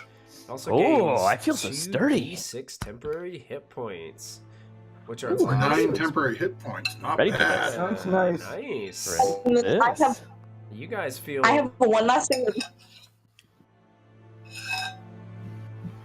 Sorry. Okay. So I would do that just before the fight starts. I won't do it until You kind of wait Gotcha. till right Exactly. before you get there, kind of. like before we go into the building. Okay. I have another spell that I need to do like her just before the spell starts because not only is it concentration, but it's also only lasting for up to 1 minute. So Okay. that spell has to be slayed. Yeah. And you might have to be kind of sneaky on casting it, depending on what the rules Yeah. are for the particular fight that they're about to enter. They didn't really get too much idea of what the rules were going to be for this one, so. True. Yeah, so are you guys all headed back to the Bloody Fist? Yep. Yeah. Lachlan, is your whole gang going to be going with you? Tran and all the boys? Would you Might as well try to, All bring right. a posse, Yeah, bring a posse crowd. in. Yeah, they come in, they enjoy. You guys walk into the front after Callista has casted her spell. She keeps her focus and maintain on that spell throughout the duration you guys are here. When you walk in, you guys immediately notice that this place is packed. There are all sorts of people all around of all different types. Lots of pirates and pretty gritty-looking individuals, various races, half-elf. You see elven, a couple elven individuals. You see tons of gritty-looking humans, male and female, both. Just it is a place that is just hopping. There are people that are already, tipsy. There's some people at the bar that are just imagine a loud bar that's just going crazy. And this seems like one of those places that goes crazy all evening. It's just a very upbeat place. You can see. You can see. I can't remember Fancy Pants' name. Marty. You can see Marty is writing on the chalkboard behind, and he has a fight set up on the chalkboard to the right. It's kind of like there's multiple chalkboards that he has things written on, and it looks as if your names are being written onto the chalkboard. Right underneath, he starts to write the next names, and he writes that you guys are going to be facing. I'm holding on to both Molthans right now. And he starts to write in chalk. Mosk Meradak is one of the names that he writes down. Mm-hmm. And another name is Zotu Meadowgleam. Oh, he can't be hard. He lives in a meadow. Kind of last name is Meadowgleam. Yeah. And you guys are all kind of coming in, getting some drinks. Looks like Tren's found a table and calls everybody over pretty close to the pit area where you guys are going to be at. It looks like they've raked it and made it really nice looking for the fighting this evening. It looks like there's only 2 fights on the bout tonight. There is another fight that's going to take place after your fight. And it appears that Ray Jaskima is going to be paired up with Wells Dewspark for a fight. And it looks like against Creature and a name Ludmila Bakali. So those seem like the 2 fights that are going to take place tonight. It seems as if the winners of these 2 fights will be asked to come back tomorrow night to compete in a championship match. Rules to be decided. Okay. Whoa. Does it say anything about the rules for their fight? Their fight. I'm in the bathroom singing "Lose Yourself." Their fight rules are as you see. There are strictly no flying rules. Okay, no flying. No flying permitted. No magic that evocation magic in particular. Okay. Fireballs, lightning bolts, those sorts of things are prohibited. So it seems like there are limitations on certain types of magic, but it doesn't go into too much detail. It just kind of says evocation magic. It seems that there might have been a lawsuit in recent history, and they don't really want to have any of these issues happen again. As is Waterdeep, Yep. So they want to stay in business. There are these big rope nets, almost you would find at a shipyard, that are surrounding the area now that weren't there before. Part of it is opened up kind of like a tent to reveal a way to walk into this place, but it looks as almost they just take the rope and they shut it once all the fighters have gone in. Cage match. Cage fight, yes. Yeah. You also notice in the middle of the room, this is actually a tall place. It's actually about 25 feet high in the center. Wow. And it kind of, right above where the fight's going to take place, it spires up, almost like it's the middle of a circus tent.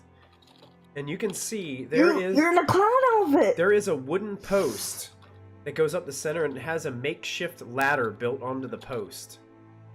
And at the very top, you can see in this metal cage is the gem that was inside the trophy case whenever you guys got there. Oh. So you have to go climb the pole. Now, the unique thing about the pole is it's odd because you didn't see this pole there before, so it's not holding up the facility. Wow. It's almost as if it's somehow magically grafted there somehow. It looks like a physical ladder, but it's just there. Okay. And it's in the center of the place. You can notice that in the raked areas, there are some lines that are marked in the sand. And it almost seems like there are four starting places set out around the pit.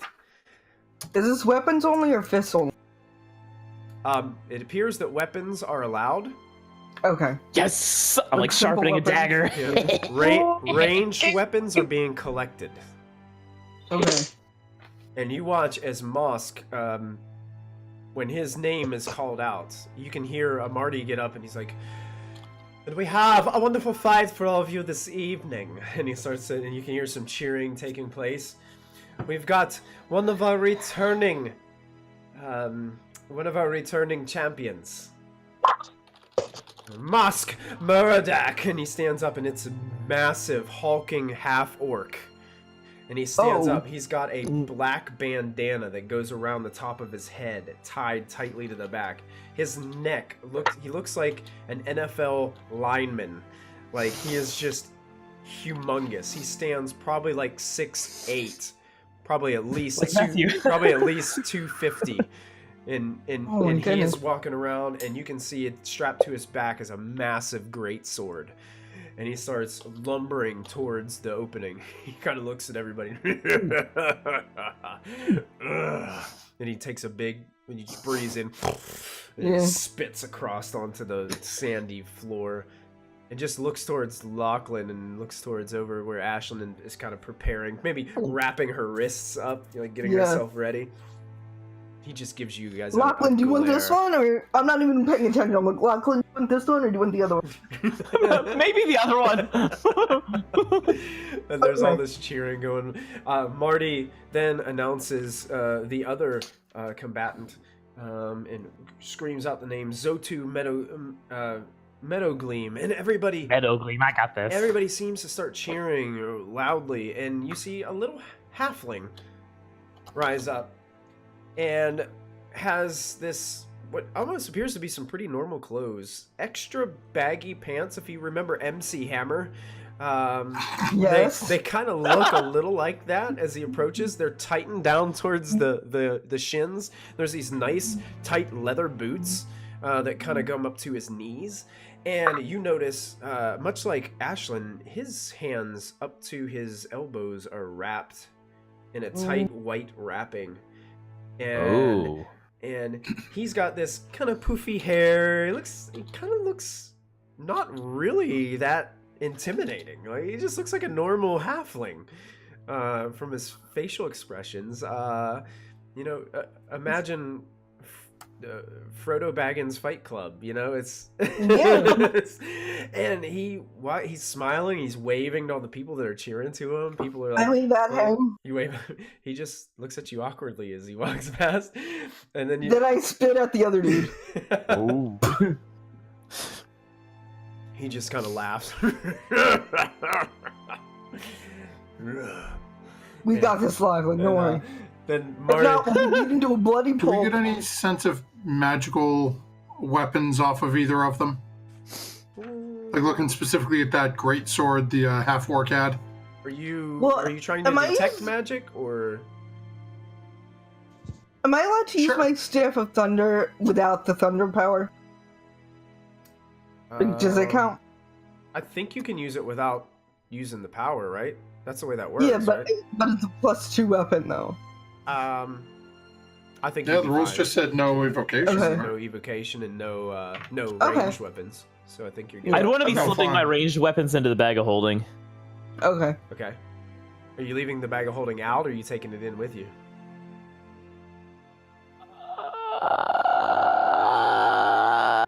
Good question. I'll take it. Alrighty, I will trust Callista with it. I'll hold it. Okay. Callista's holding the bag. You can now hear Marty is kind of hushing the crowd a little bit. And tonight we've got some newcomers. This is going to be great. I'm so excited. I get excited when newcomers come to the Bloddy Fist to try their luck. Tonight's special ladder match that we've got for everybody tonight.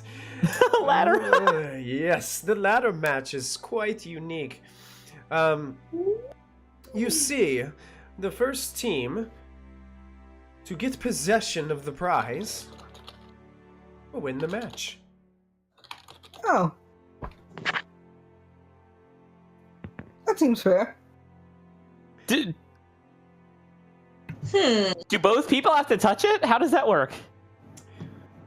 Well, and he looks up. Getting it out of that case is going to be quite a doozy. Oh. Doesn't look like it's going to be a problem to get up there, but then you're going to have 2 other people that want it just as bad. True. What's the case made of?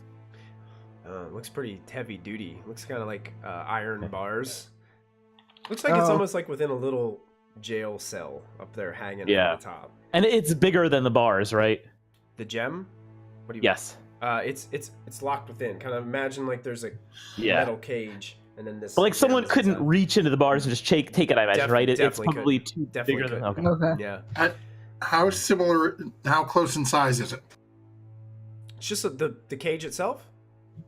Like how big how big within it is it? Let's say you've got a cage that's slightly bigger than a baseball, and you put a baseball in it. Yeah, kind of like that. Yeah. So the cage is just barely bigger than the gem. Just barely bigger than the gem. Yes. Okay.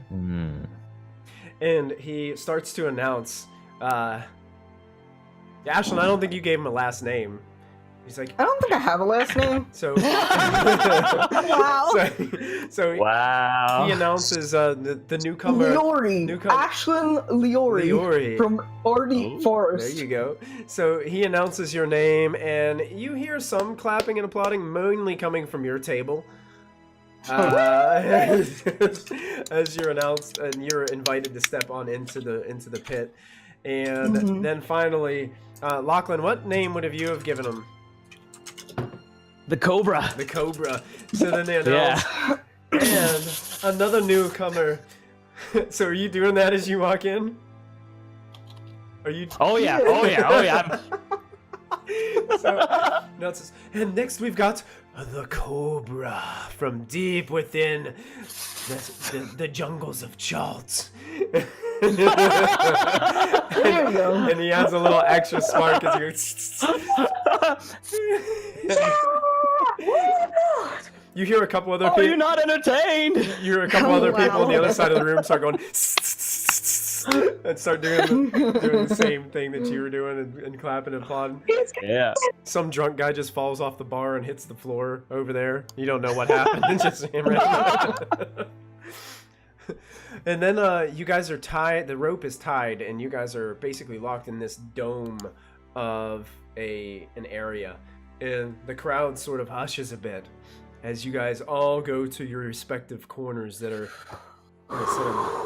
and it's kind of like Ashlyn, you are set directly across from Mosque, the huge half orc, and Lachlan, you're set completely right across from Zotu, the little make an intimidation check for me, Lachlan. Yes. Yeah!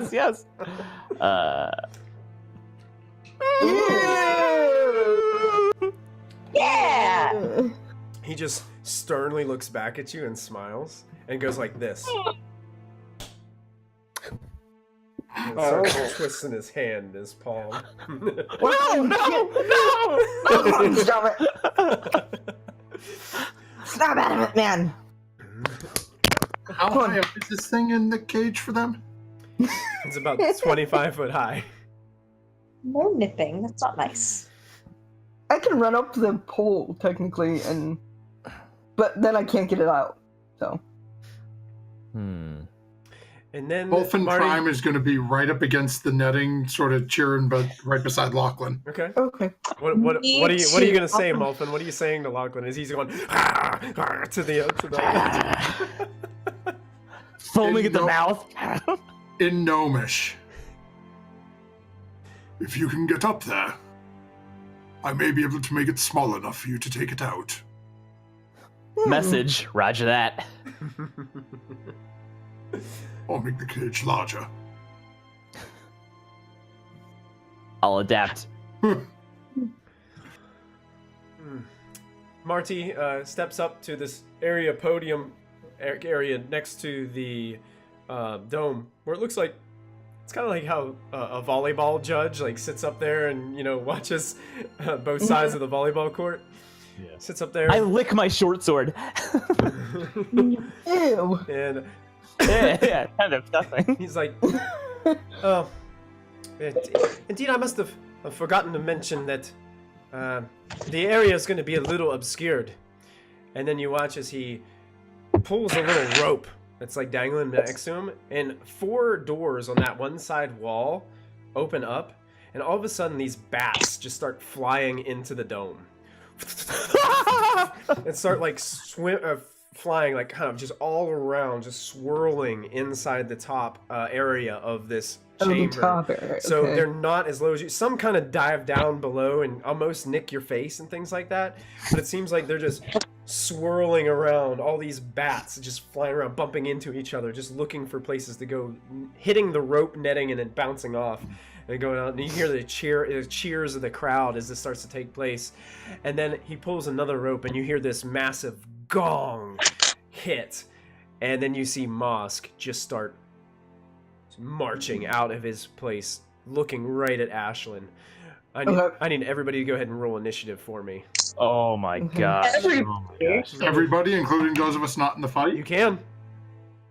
Oh no. I'm trying not to get cat pee all up in y'all's faces. Hang on. 8. No. Hey, you're not last, Diana! Yeah, I'm on. Which is not good. Okay, did anybody have over, let's see, anybody over 20? Nope. No. How about over 15? We got, who's that? A bunch of us. 19 from Olfin. I got 18 here as well. Lachlan and Diana. 19. 18 is Diana. Okay, so I'm going to give Lachlan number 2 go, because he's probably got better dexterity than Diana does. Oh, hell yeah. My dex is a negative 18. What else do we have? We have 2. Wait, Lachlan roll. Oh, that was his intimidation check. Okay, so Ashlyn got an 11. That's Zotu. Put him on the initiative order there. 13 for Callista. And then we got an 11. Okay. Alright, Molfin, you're actually first to go. Oh. Anything in particular that Molfin would be doing? How close is Lachlan still to the other side of Molfin from this net? You could reach through the net and touch him. You're kind of like... Molfin's gonna say... If you may remember the Rocky Balboa, you're in the corner and you're the ring coach. That's kind of what I envision this being like right now. So, Molfin Prime is going to lead forward. It's a little creepy with the clown outfit and the shroud just leaning over. But the bats may face a bit of a problem here, so perhaps enjoy yourself. And we'll cast greater invisibility on Lachlan.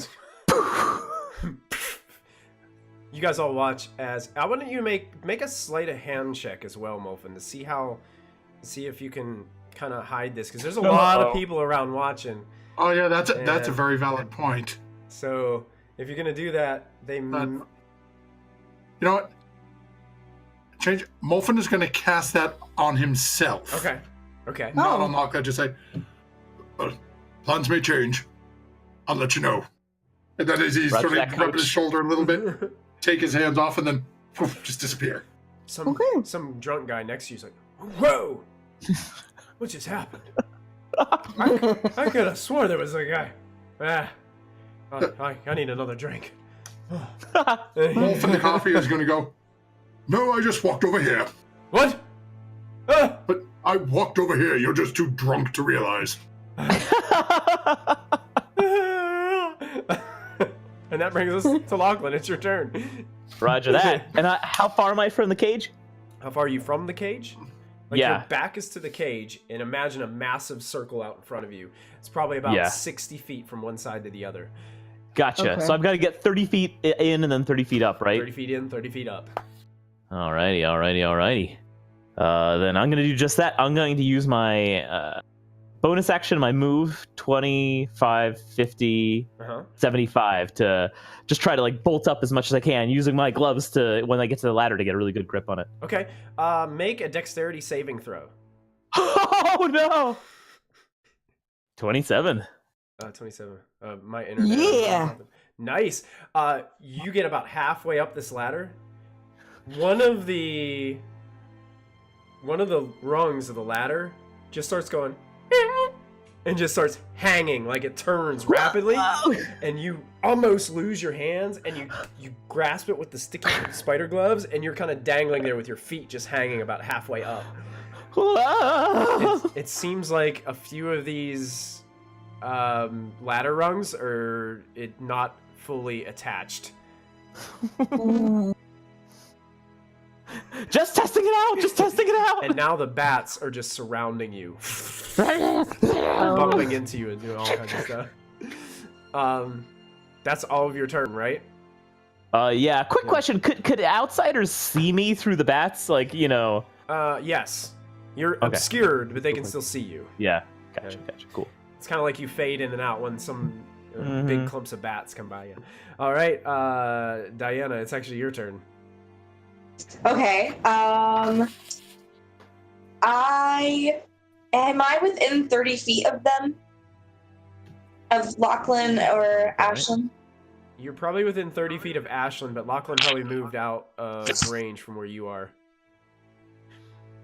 Is it possible for you to like push through the crowd and kind of get in the middle of them, 30 feet one way, 30 feet the other? I'm kind of deep into the sand, aren't I? Yeah, he's more into the center of this thing, so it's going to be hard to get him at all, because he went in and then up, so he's going to be a little bit out of your range. I guess I could. You could get Ashlyn. I try to discreetly cast Bless on Ashlyn so that so that an attack roll against you has to take a D4 wrong way around. Sorry, my bad. You get to add a D4 to your attack rolls or saving throws. My bad. There is one that is the reverse, but I got that confused for a moment. Okay, make a sleight of hand check for us. Because I'm going to be so great at that. Oh, man. Okay. I have a -1. Muffin, can you bless my dice again? May the blessing of the Muffins be on you. God, thank you. Twist the button. Muffin! Oh, no. Apparently when you double the Muffin, you get... She just flipped. She just walked away. I see Diana stand up, grab her holy symbol, and just like, praise me now, may to bless this woman. I'm gonna wait till she gets back to let her know what happens. Okay. Muffin, or does anybody know, Bless, does she have to be within 30 feet of the person at all times, or does that just like stay No, it's just for the casting of the spell. But she has to concentrate to keep it running. Yeah. Okay. Oh, is she already concentrating? Yeah. Diana, all of a sudden you hear a bunch of people start this commotion around you. And that one's like, this one's trying to interfere with the festivities. She's trying to, she's aiding one side over the other. This one needs to be escorted out of here. And all of a sudden you see these burly security guards start walking over, these big dudes, and they're like, wait, move out of the way, drunkard. Hey, get out of the way. We gotta take this one out. She's no longer welcome here. And they hook. You take a quick shot, and they tuck their arms underneath yours, and they start dragging you. It's like they're walking back that way. You're facing the opposite direction. Your feet are dragging behind you. Oh no! And they are escorting. They are currently escorting Diana out of the bar. Oh no! I have a thing I can do to respond to that. Okay, what would you like to do? I don't know. I can cast command on them to make them stop. What are you trying to do? Oh my god, Diana. Oh, I think here's just after they told her she's a great cleric. Here's what we're gonna do. Since this is an initiative order, you think about what you want to do until your next turn, and we're gonna go to the next person, which is Zotu. Zotu is going to start running towards the ladder, and I wonder if Zotu's faster than me. Monk. If he's a monk, yeah. he can make it to you. Wow.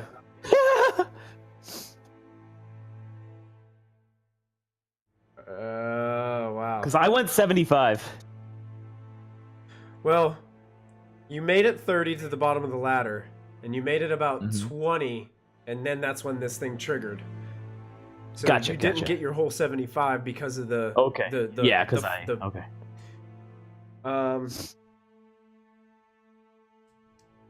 So he is going to he's going to run. You can see that he's very fast. As he skitters through, you can see through the bats flying all around you. He makes it to the bottom of the ladder and nimbly, almost without even using his hands, starts to climb up the ladder towards you. And you see, kicking my legs. You see, as you're kicking your legs, he reaches out with a fist and he tries to go for right into the side of your, right in your hip area with a fist. So he's gonna try to punch you once. Okay. I think my armor class is down to 15 or 16 because I don't have my armor on. Okay. Why don't you have your armor on? Because I'm in Waterdeep. He actually, when he goes to make that strike, you're kicking your legs wild enough that he just doesn't find purchase, and he whiffs on the first one. He's going to go ahead and make a second unarmed strike at you as he tries to hit you again. That one's going to be a 23 to hit. That definitely hits me. So that one's going to hit you, and I need you to make... Oh, no! I need you to make a strength saving throw for me. Oh, no! I might have to use some luck here. Let's see how this goes. I'm going to burn a point of luck just to be safe. Okay. Not working! The best I have is a 10 or something. Okay. You take 9 points of bludgeoning damage. Okay. And you fall off the ladder. As you just impact, like, this little guy can pack a punch. And you feel this, like, it reverberate all through your body, and you just like kidneys. It just let go, and you hit the ground. Do I take any damage from that fall? A little bit of damage from the fall. You take 4 points of bludgeoning damage as you hit the sand flat on your back. Oh, that's gonna leave a mark. Oh. And that's the end of Zotu's turn. My adventuring career is over. And that brings us up to Callista. Is there any, like, lanterns or open flames around? Yeah, there's a bunch of open flames around. They got some lanterns. There's some cruddy-looking chandeliers. They're not like a rich, noble kind of chandelier place, but you can see that there's lights kind of hanging around the building. Torches. So they're not expensive magic lights? No. Which means none of them are lit? Oh, the ones within 30 feet of Mulfin? Yeah. Right? So, for some reason, everywhere Mulfin goes, they burn out. So, you can see that people are frantically always trying to relight these lights. Oh, no! Oh, yeah! And the staff just can't figure out what is going on. No! They keep relight, and they get up there, it goes out. What the crap? What's going on? Now, I told him not to get these wet. Ugh. So there's always one corner of the room that's darker than the rest. It's like Okay. Dang it, Mulfin net shroud. Yeah, I was kind of curious about that. Yeah. So I was like, how many lights are available right now? Yeah, I mean, this place is a pretty big place. This is one of the bigger bars you guys have been to because they have such a big ring in here. How far did they drag Diana? They're about halfway to the door already. Looks like these guys are strictly business. They're gonna get rid of the They're gonna basically get her to the door and toss her out into the street. That's so I am going to... Yeah, I'm going to approach them. Okay. You kind of I am catch screaming. up. Diana's just looking at you. She's being drugged. their backs are to you. I'm framed! They framed me! Please unhand our cleric of Ilmater. I'm a good Christian girl. Have always been to keep us alive. She knows not what she did. I will keep her in check. Make a persuasion check with disadvantage. Oh God. What if I start bawling my eyes out? Like crying when you get pulled over. There you go. Whoa! That's not bad. Let's see. That's a nat 20. I'm crying. One of them turns and looks at you. You gotta keep this one under wraps. She interferes. That's fine, but She interferes one more. We got money on this fight. of course. What do you got money on? A lot of people But got please money on unhand this her. fight, and if you're tampering with understand. it, they'll be extremely upset. We did forget to bet on this. Oh my god. By the way, can I go bet on this? No, I'm kidding. You can. You see, I didn't even bet. I don't have a vested interest.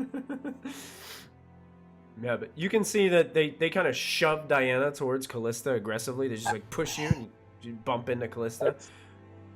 Keep her on a tight leash. And one of them like walks away. Keep your hands to yourself. And I lead One more. Diana back. The other guy looks at one more screw up and both yous out of here.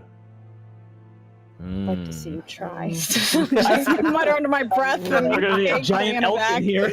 Yep.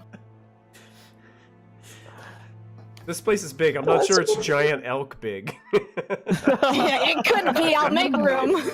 I would not get thrown out of Waterdeep or arrested the day before the funeral. Yeah, that's true. That's Really true. good point. That's a really good point. Okay, so that would have probably taken Callista's turn to get Okay. Diana out of. I want the to mess kind that of she's in. position us towards the corner that has the flames. Okay.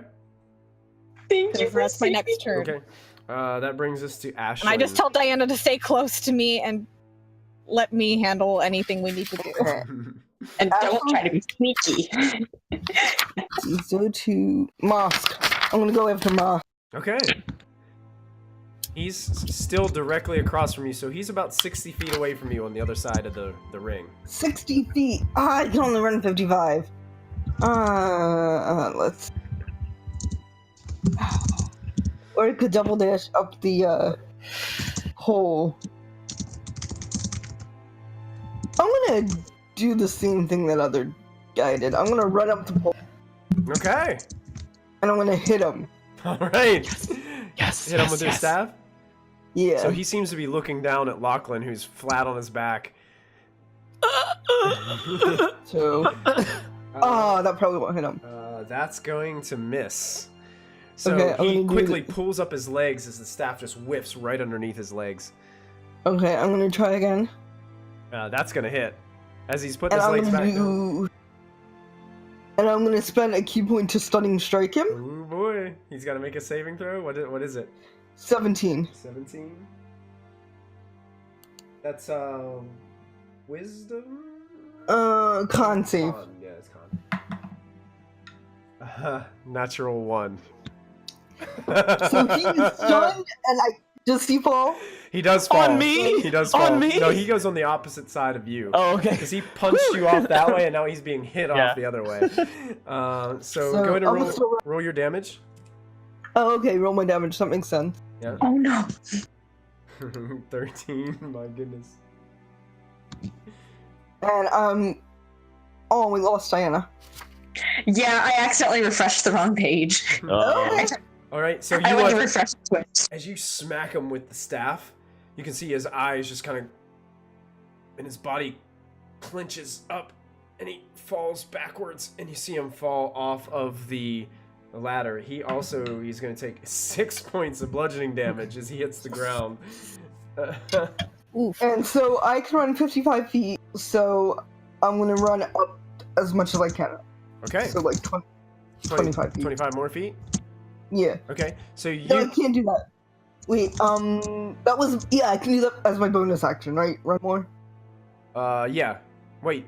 Yes. This is the key point to... The key point's separate. It's just for separate. stunning strike. Gotcha. Yeah. So I'm going to use my bonus action to dash up the rest. Okay, you do. Make a dexterity saving throw for me. All right, one of them begins to twist and bend again, just like with. No, I can run up the pole without. Oh, any so you're not even using you're not even using. Yeah, no. Okay, so yeah, you're able to just get right up to the top, and you're right up standing there. You can see this thing. It seems like it's just tied to the top with a simple rope, but it's in a pretty heavy metal case. Okay. All right. I'm probably gonna cut it off and throw it down to Lachlan, but I'm not sure yet. Okay. Mosk gets to go. Okay. He starts running towards the bottom of the ladder and puts his shoulder down and is going to try to take out the ladder underneath Ashlyn's feet. Oh, yes!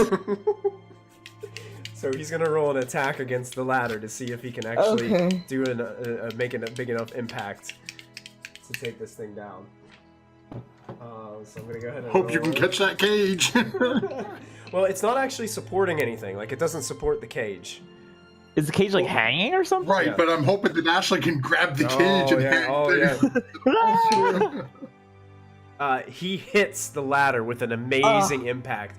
You feel underneath you the vibration and hear the splintered wood just shatter. And now you feel your feet start to slip. Do I be a really nice dungeon master, or do I be a not so nice dungeon master? Be in between. Okay, I'm gonna make you roll a dexterity save again. I'm not gonna let you take that one. I'm going to use my nat 20 to save. Nice. Oh! It's a 29, not a 27. You reach up and you grab the cage of the gem, and you're hanging there. The rope is actually tied pretty tight. Surprisingly tighter than you thought, and you're actually dangling from it as the ladder comes crashing down onto the ground. Molfin, roll me a percentile dice, please. Oh no. Okay. To see if there's any chance that the ladder comes down on someone. Oh no. No, it misses. It misses Zotu barely by like a couple feet, and it slams into the ground, poof, into the sand. All right, and that would be Mosk's turn, I believe, as he just runs his whole speed, crushes into the ladder, and takes it out. He looks back up and sees Ashlyn hanging there, and goes, "Get down here!" And then, Molfin, you're back up. Is Ashlyn out of reach of that thing? Of the thing. Of the half-orc? Oh, yeah. Mosk? Yeah, Ashlyn is hanging 25 feet up, and Mosk is just looking right up at her feet.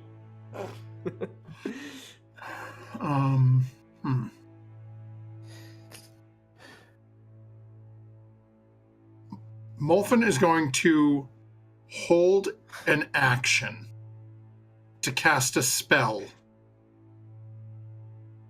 for right before Ashlyn's go. Okay. Ooh. I'm intrigued. Okay. So you're holding a spell? Yep, doesn't have holding to a be spell. featherfall. I don't take damage from the fall. Okay. Just so you know. Alright. Lachlan, your go. You're flat on your back. You just saw the half-orc just mutilate the ladder. And Ashlyn's feet are dangling, bats swarming all around her. Well, I guess I'll use kind of half my movement to stand up. Okay. Oh, my back. And then I You're want to only join... about 10 foot away from Mosk right now. Yeah. Hey. I actually want to join Ashlyn, so I'm going to cast one of the spells that I've been working on, and boing! Okay. Where are you misty stepping to? Like, how are you? Like, basically, she's hanging onto one side of the cage, so I want to hang on to the side of the cage. It's a small cage, like, Only this big. Okay, I'll hang on to her. So you're gonna hang on to so I'm like the Yoda on her back. Lachlan just appears on the back of your neck, Ashlyn, and dangling there, and you can feel this little bit of extra weight as he's like choking you a bit. Why are you up here? Get it out of the cage! Get it out of the cage! I look down at the other two and I'm like, I can't get out of the cage because I'm holding on to the... Get out of the cage. Awesome. Is that your turn, Lachlan? yeah. Excellent. Diana, you're in the corner with Callista, who told you to stay out of trouble. I am going to do exactly that. I stay by my mom and I hold her hand in the door. For fear of asking. Make a perception check for me, Diana, as you're doing this. Oh no, what will I perceive? Only bad things happen during perception checks. Random perception checks. You notice two things as you're in the corner. Number one, the bouncers, about every 2 seconds, just take a glance over to you. Make sure you're not doing anything crazy. I wave. They're on to you. And on the other side of the room, you notice sitting at a table in the corner alone is an elf woman who has this almost golden-esque skin tone to her. She's wearing these white it appears as if she's some type of monk, but she's wearing these white like monk's attire. I don't know how to best describe it, but it's kind of like a tank top on top, like a gi, yeah, kind of something like that. This thick kind of belt that's wrapped around her waist, and she's taking very much interest in watching the fight, especially looking towards Ashlyn as she is up there dangling. So you kind of notice that with that perception check. I will use this my turn to make a full dash towards her. What? Okay. Sure. You head over that way, and you'll get to her for your next turn as you're barreling through the crowd, making your way. And Callista, Diana just all of a sudden just whoop. One minute she's there. It seems like nobody listens to Callista. What is going on? What is I mean, it's on par for this freaking campaign. No one ever listens to Callista. Very cool. Poor Callista. Zotu's turn. He is stunned. He does nothing. Does the stun wear off, or does he have to make a save to get unstunned? Let's see. Stun the creature but fails 8. It doesn't say. Stunning strike limit. I think it only stays for one until your beginning of your next turn. Yeah, I think it's beginning of the monk's next turn. Okay. Yeah, so he does nothing. He sits there on the ground going, that's all he does. Should I have been stunned during a previous turn? Nope, it wasn't a stun attack. Gotcha. It was a different thing. Okay. Yes, must succeed or be stunned until the end of Ashlyn's next turn. Yeah, so at the end of Ashlyn's turn. Cool, yeah. So that brings us to Callista. Diana just started going through the crowd to the other side of the room. Yeah, I'm gonna follow her, but before I follow her, one of the open flames, I want to try and angle it where it's closer to like Lachlan and Ashlyn, like give it more light, basically. Okay. And I want to control the flame to look like a cobra and make it brighter. Ooh. With control flame. And it's not concentration, so I do that and I follow Diana. Nice. So this flame starts to erupt a little bit bigger and it turns into a cobra above. You can hear a couple people down below go, ooh. That's a cobra. I almost put my arms out, then remember I'm hanging on Ashlyn. Real quick. Oh, I forgot. I can make it brighter. I think I can make it brighter up to like 10 times. Can you like? Wow. I wonder if you could like Morse code it, you know? It tries. You can see I the light. I can double the area of light, and it moves however I want it to move. So it looks like a cobra, kind of like hissing at the other people. I love this so much. Yes. The light is trying to get over to where Mulfin is, but as the light gets over there, it just kind of like tapers off into this dark pit in the corner. You can see that most of the crowd has left this corner that Mulfin is in. Because they can't figure out what is going on. Like, there's employees on ladders and things like trying to light the torches and stuff. Is there a draft? And there's as they walk through, it just... And now one employee is like right at the edge of the threshold of where the shroud is, the magic stops, and he's holding a candle and he goes, and it goes out. Oh no! And he's like, he lights it with his other candle, and he takes it over and goes, oh, are you seeing this? And it's just like going back and forth. A couple employees have no idea what's going on. Cool. Callista's following, and Ashlyn. Yes, I'm right behind Diana. I'm not letting, because if the guards see this, nope, she's staying really close to her. And it's about when Diana's getting to her destination that you see the person that she's approaching, and you see that same elf with a golden tan skin that you approach, bright, brilliant blonde hair. Is that like a sun elf? Almost looks like bright blue eyes. It's basically the opposite of Callista. Yeah. No one likes wood elves. We're at the bottom. She's probably those higher elves, like the glowy. There's a pretty. Yeah, they're not gonna like me, but okay. So, is there a lock on this box? It looks like it's been the cage forged or welded shut. It looks like it's gonna need to be broken without breaking the contents inside. Ooh. I'm watching over her shoulder. Lachlan, do you have any ideas about this? Nope. Should I cut it? With what? You hear below, Mosk is going, come on down here. You can bring that thing with you. I'll take Lachlan, shut up! Jump on top of the thing so you can grab it, and I'll take him out. Your fancy pants fire snake doesn't scare me. Okay, so is Lachlan on the actual cage, too? No, he's hanging on you. Oh. Okay, so I gotta wait for Lachlan's... Don't worry, Ashlyn, do what you gotta do. Okay, I drop down. Do I have a chance when she jumps to, like, hang on, or...? Make a strength saving throw. Does a Mulfin have something? And there's a Mulfin I got a held spell as well. Okay, Mulfin, what's your spell that goes off when this happens? Real quick, how high up are they? Are they within 30 feet of me where I'm standing right at the edge? Gonna have to do some math. 30 feet in. Pythagorean theorem, A squared, B squared. Yep, we've been doing this all. 30 feet in, 25 foot up. Draw a diagonal line to you. Yeah.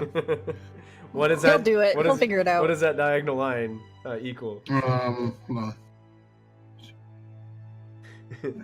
Uh-oh, Chris Hansen, we are mathing tonight. Yes. So hold on, let me Math occasionally. Okay. Oh.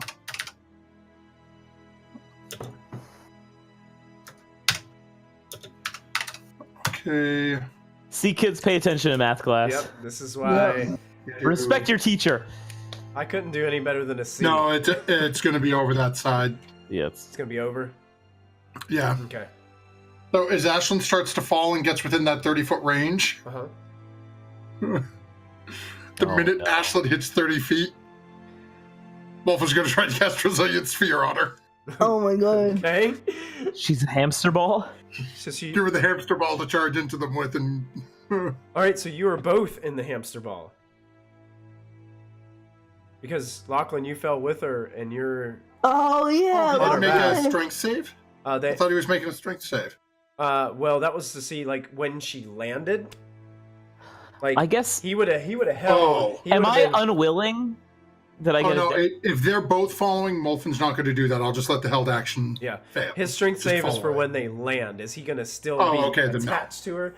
Or is he gonna still, like, you know how if you're falling really abruptly and then one person stops, the other person might keep going and hit the ground. Yeah. So the strength save is for Lachlan to hold on as he makes his way down. Oh, yeah, no, if he falls with her, I wouldn't be doing that. They're both watches them both. They're both currently falling, so go ahead and make your strength save, Lachlan.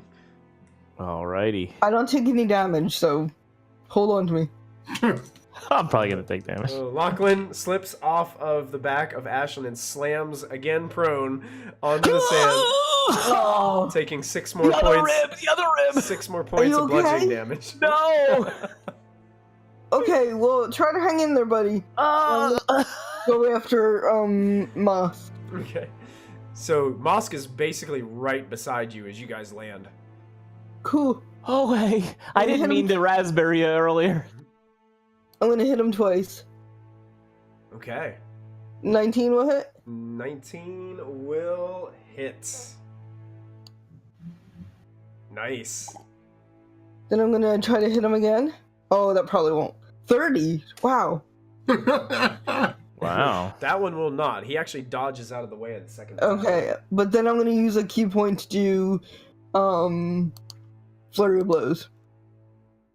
Okay. So I get to do my cool thing finally. Stomp on foot. Stomp on foot. You stomp on his foot and you do hit him. 7 bludgeoning. 7. As you stomp on his foot, he starts jumping around, holding one foot. Oh! Ow! Oh! You literally have something called stomp on foot? Wait, is this a real thing? Yes. You poked him in the eye. For 7 points of damage. Yes. Is this real? Yeah, I added them because I knew I was going to do You can, like, rename your attacks and your items. He's bouncing on one foot, and then all of a sudden Ashlyn reaches out and just pokes him in his left eye. He's like, oh my god! Oh. And that's my turn. Where'd you learn how to fight? And from your mom.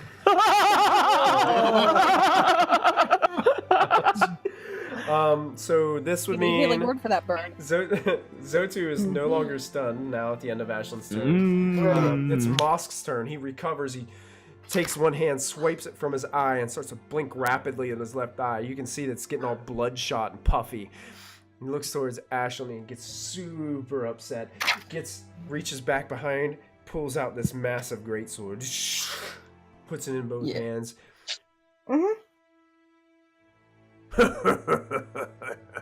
Now I watch you fall.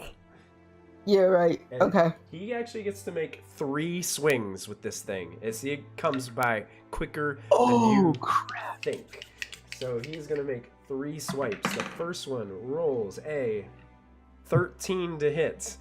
Nope. You're going to dodge that easily. I will dodge that. This one is a 28 to hit. That'll hit. That's going to hit. The third strike is a 14. Nope. Nope. Okay, so you're going to take from the one swipe that got you 10 points of slashing damage. As one of them slashes across your right shoulder. As you're quickly trying to dodge out of the way of these sword swipes. Okay. Stop trying to hit me and hit me! Stay still! If it wasn't so blurry out of this eye, I'd hit you. Right. I could hit you all day. It would bring the pain. And that ends Mosk's turn. Okay. Oh, what was I? Molfen, you're up. Okay. So, Molfen, didn't really know what to expect in his entire plan went out the window, so he's gonna look, sort of move around a little bit so he can get a little closer to Ashlyn. And just, about, Ashlyn, dear? Yes. Make sure to be a big girl. And is going to cast Enlarge What? on Ashlyn. Are you doing this? Are you trying to be sneaky about this? I'm invisible. Oh, that's right. You are sneaky. So it's literally as soon as this spell finishes, as soon as Molfen finishes casting this spell, I lose the greater invisibility because they're both concentration. Okay. But I get to cast the spell and just poof, You hear the crowd go nuts as Ashlyn just turns into massive Ashlyn. Like, she looks like as tall as an ogre. She is actually taller now than Mosk. And she's standing above him, looming over, casting almost a strange shadow because half of the light in this facility has gone out. and the fire cobra behind her casts this interesting shadow on Mosk as she's now standing. And you can hear people whispering, "Oh, she can do the same thing Kudar does. Oh, that's amazing. No way. Oh, that's great." And then there's just all this like commotion going on. They're just super excited. Some gasps from the crowd. Your size is now doubled in all dimensions. Yee. What was your normal height? Like 5 foot something? 5 foot like 6 or something. So you're like almost 11 foot tall right now. Yeah. And your weapons grow to match your size. Yeah, you are. Which is like my fast. You deal an extra 1d4 damage with all your weapon. Okay, 1d4 with all my weapons. What's the range now? That is so. Like, what's like her? Like, you know how big creatures, I think they can hit you within like 10 feet of you? Or is it still 5 feet? Does it increase her reach? It doesn't say anything about reach. Okay, then it probably doesn't. If it doesn't, She's now considered a large creature. She takes up 4 squares, so. Gotcha. Yeah. Yeah, you just take up more space so you can get it. Okay. Okay. Does that end your turn, Wolfen? Yep. Wolfen, those employees in this facility are getting really upset. I should say, Molfen is now actively just the entire time using his movement to circle around. Okay. Because now I'm out in the open again now. So I just keep walking around and causing lights to go out as I keep circling. Now they're going out over there. What is up with that? And the one's like realizing that his candle's lit now. Wait, this one's staying lit over here. Hey, will you stand over there? Hold this candle and stand over there. Meanwhile, there's like empty cups and stuff at all the tables, and a lot of the other like patrons are getting upset because most of the employees are trying to figure out the lighting problem, that they're not refilling everybody's drinks or getting anybody food. So now the crowd's starting to get a little bit restless. They're getting a little hangry. Right, Molfen's going to start a riot if Diana doesn't do it first. Lachlan, you're up. All right, I'm laying on the ground, You're laying right? on the ground again, and now Ashlyn is enormous. Pretty much. Ashlyn, do you have this for a sec? Do you have this? Yeah. I got this. All right. Then I'm going to use half my movement to stand up, etc., etc. I'm going to use my bonus action to Misty Step again to get up to the cage. Yes, you do. Okay. So you're hanging from the cage. Feeling my magic starting to run out. You feel the bats bouncing off of you. Yeah. They fluttering around still up there at the top. How is this cage affixed to the ceiling? Looks like it's just tied with a rope. There's a rope. Looks like you could untie it or cut it. Alrighty, I want to climb the rope to the ceiling. Well, it's only about a foot long. It's like rope, just like dangling. Can I like kind of shift my body so my feet are on the ceiling with my spider climbing? Yeah, you could. Excellent. So now you're hanging upside down with this thing. Like Batman. And then I just want to, I guess that was my bonus action, my movement. Yeah. To do all that. And then I guess for my action, I want to start sawing at the rope to try to like get a grasp of it. Make an attack. Okay. Where's my attack? Oh, this is with, I guess I have my short sword out? Yeah, with short sword or dagger. Yeah, roll damage. Nice. Oh, gosh. You cut the rope clean through. Yeah. And now you're stuck upside down and you're holding the prize inside the cage. And it's like probably dangling. I am now the rope. You are the rope. I think that's all I can do on my turn. Okay. I would be kind of looking around to see if any of the rest of the team notice. Okay. It's hard to see because you're just chaos, right? with bats. With bats, yeah. Okay. Okay. Yeah, it's Diana's turn. Okay, so I made it to that lady. Yeah, she seems to be sitting there. Looks like she's drinking water.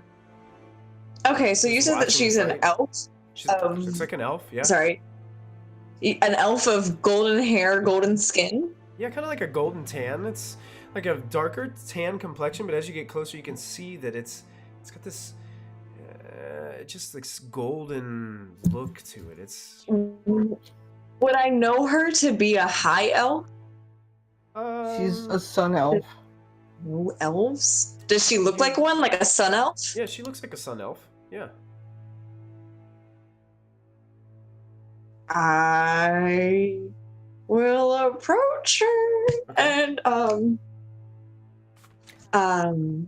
bet on us. Someone bet on us. Someone bet on us. Yeah. That does need to happen at some point. Yes. I'm assuming they shut betting down after you guys started winning. Oh yeah, that's true. So we're not winning yet. So you approach Diana? I'm huge though. She's just sitting there watching. Yeah. She doesn't seem to even look up towards you as you approach. She's just watching the fight. She seems like she leans a little bit forward now that she sees that Ashlyn is now twice her normal size. She's got a suspicious look on her face. Hello there. How are you? She looks up towards you. I'm just fine. How are you? Oh, I'm well. What's your name? It's Ray. Ray Jaskima. Ray. Jaskima. Interesting. Well, I'm Diana. It's nice to meet you, Diana. Yes. So are you a fighter? She just nods really quickly. Gonna be in the ring sometime soon? Just after this one. Cool. Just taking a few mental notes.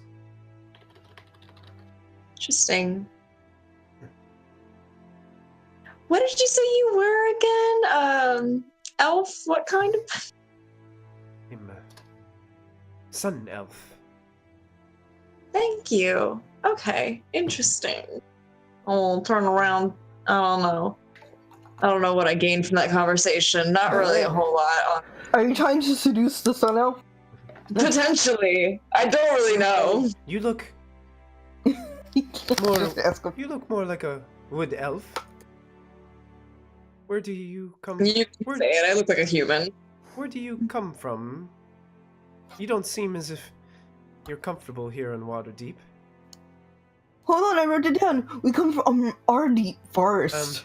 I wrote that down. You hear Ashlyn from across the room in the cage. We're from Waterdeep Forest. Point to Ashlyn. I'm like, our deep forest represent. It's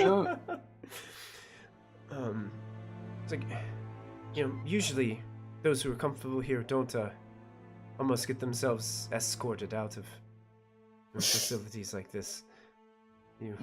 I am not known for being very light and handy. Kind of doesn't fit well with them. I just gesture to the whole cleric garb. It's not my forte. She gestures to the seat beside her, almost as if she wants you to take a seat. I take a seat. As you sit down, she's like, you really need to keep your eyes open.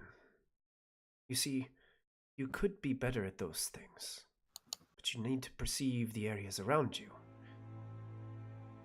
You need to keep your head on a swivel, but use the greater senses also. Use your hearing. You are very different from what I was told sun elves are.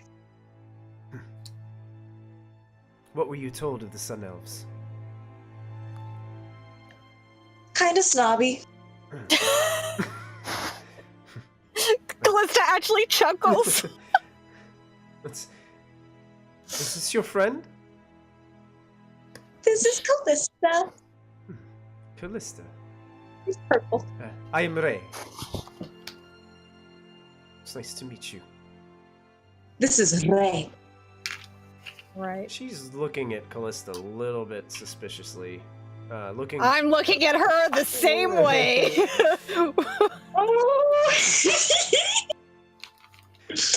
I also I can sense a little bit of tension. It's a little bit, but not, it's nothing crazy. It's just she's,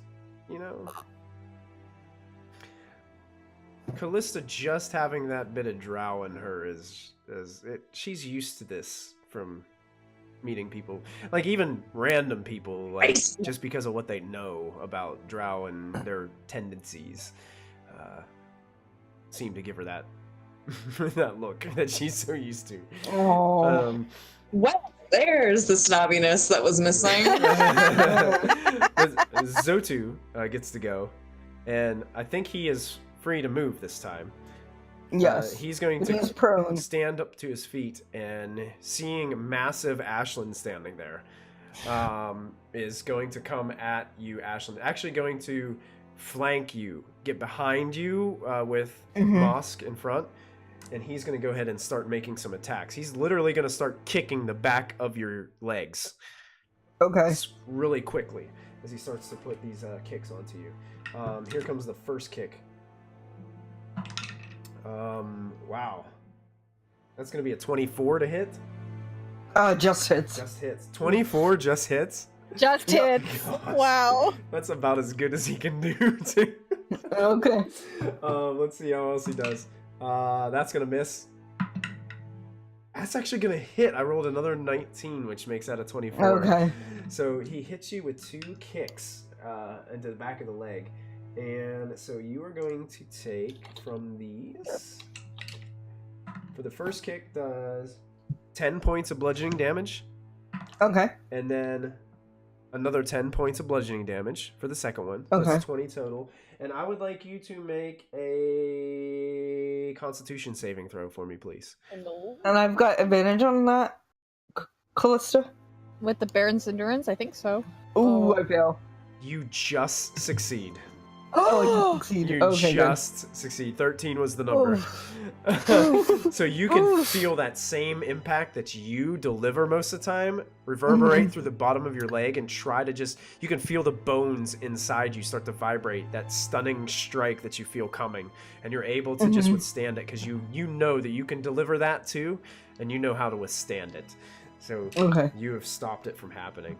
And that ends his turn. That brings us to Callista. In a similar vein to the Cobra, because I can do this up to 3 times without concentration, I'm going to do a Mamba for Ashlyn. Above the cage, so Malfin's thing won't affect it. Cool. So now we've got a Cobra and a Mamba above, just kind of almost moving around like kind of like doing a dance, yeah. Like I imagine Voldemort's snake in the sky. Going around. Some more of that. That's it. Awesome. Dark mark. That's so good. Cascading these weird shadows and reflections all around the room. Is there still that one dark spot everywhere where Molfin goes? Anything else? Ray kind of gestures to the seat on the other side of her towards you, Callista. I'll bite. I'll take it. Okay. Both you and Diana can go ahead and make perception checks right now, then. Yeah, I was gonna say, can I look to see if there's any? I'm mostly looking for her to see if she has any like emblems or faction markings. That's exactly what this perception check is for. Okay. Ooh, she's gonna be upset. Diana knows. Actually, you do too. Wow. From your time in Waterdeep, you guys have heard whispers of this monastery. It kind of sits by itself towards the shore to the south of Waterdeep. It's a monastery that is called, they host the monks of the Sun Soul. Oh. She appears to be adorned with the markings of a Sun Soul monk. I don't even know what kind of monk I am. I should probably look that up. You are the Kenesai, right? Yeah, the Kenzai. Yeah, okay, that's what kind of. Okay. So you channel your energies through your weapon use. Yes. Where were the monks of the Sun Skull? Waterdeep?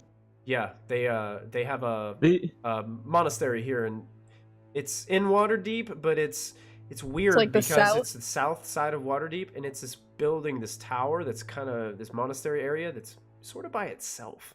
Is it in a ward? Let me see. I'm gonna check my Waterdeep map and I'll show you guys. I might have to pull you guys over.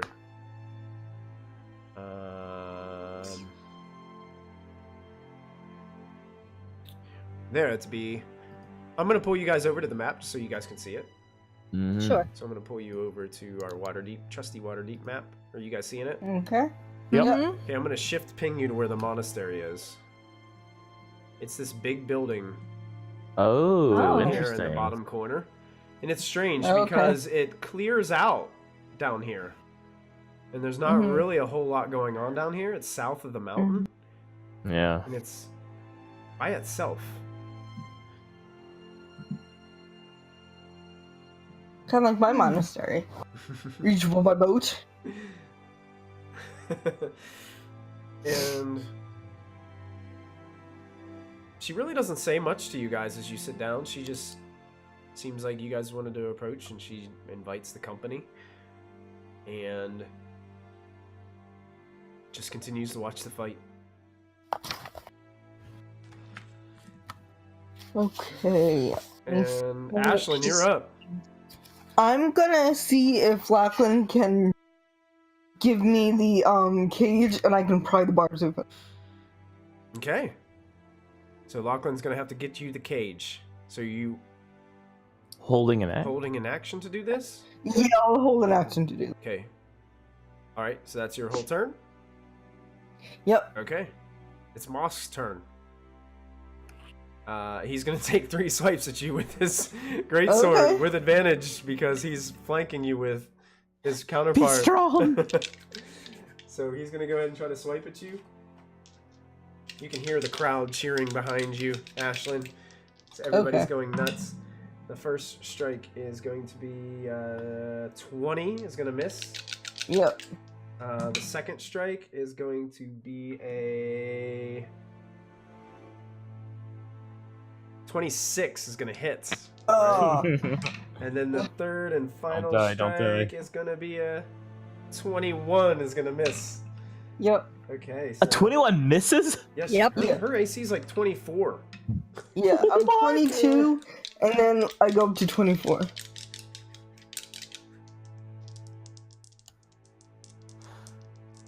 Oh, so you're gonna take. He is gonna. You're gonna take 7 points of slashing damage, and he's gonna go Okay. ahead and action surge. Oh, no. And he's gonna make so he gets 3 more swipes at advantage at you. Oh no, okay. Jeez. So this one is gonna be. That's gonna miss by a long shot. Not even Okay. close. This one's gonna be a natural 20. Okay. And this one's going Don't to die. be... that's going to hit. 18 on the dice plus 9, so that's going to hit. Okay. So your not critical is going to be a 7 points... oh, no, wait.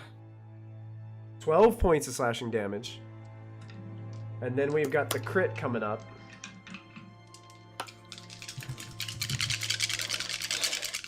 No, that's trouble. That's trouble. That's trouble. Yeah. 16 slashing damage. As I Okay. rolled very poorly. I can live with that. And that ends Mosk's turn as he slices through. He's like, Okay. That's it. Fine, stand still. I'll continue to hack and slash at you. You just wait till I kick you in the face. I fought bigger than you. And he just kind of growls towards you. Molfin, you're up. I fought smaller than you. Oh, that's mean. Looking in, how does Ashlyn look? Is she getting pretty roughed up right now? Little.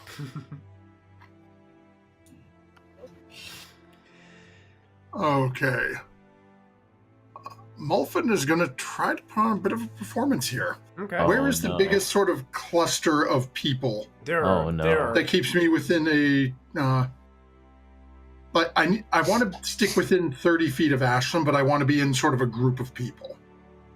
Okay. Okay, yeah, there's people crowded all around this place. The only part there isn't really a lot of people is everywhere you go, because you put out all the lights, and then they get frustrated and they leave and go find a new seat. So Molfin is going to walk into this group of... The first group we can find within 30 feet of Ashlyn. Okay. And right as gets into the middle of the group, start muttering and moving his hands. Oh no. Oh no. And faux trip and fall onto the ground. As he does so, This ought to be good. Oh no. casting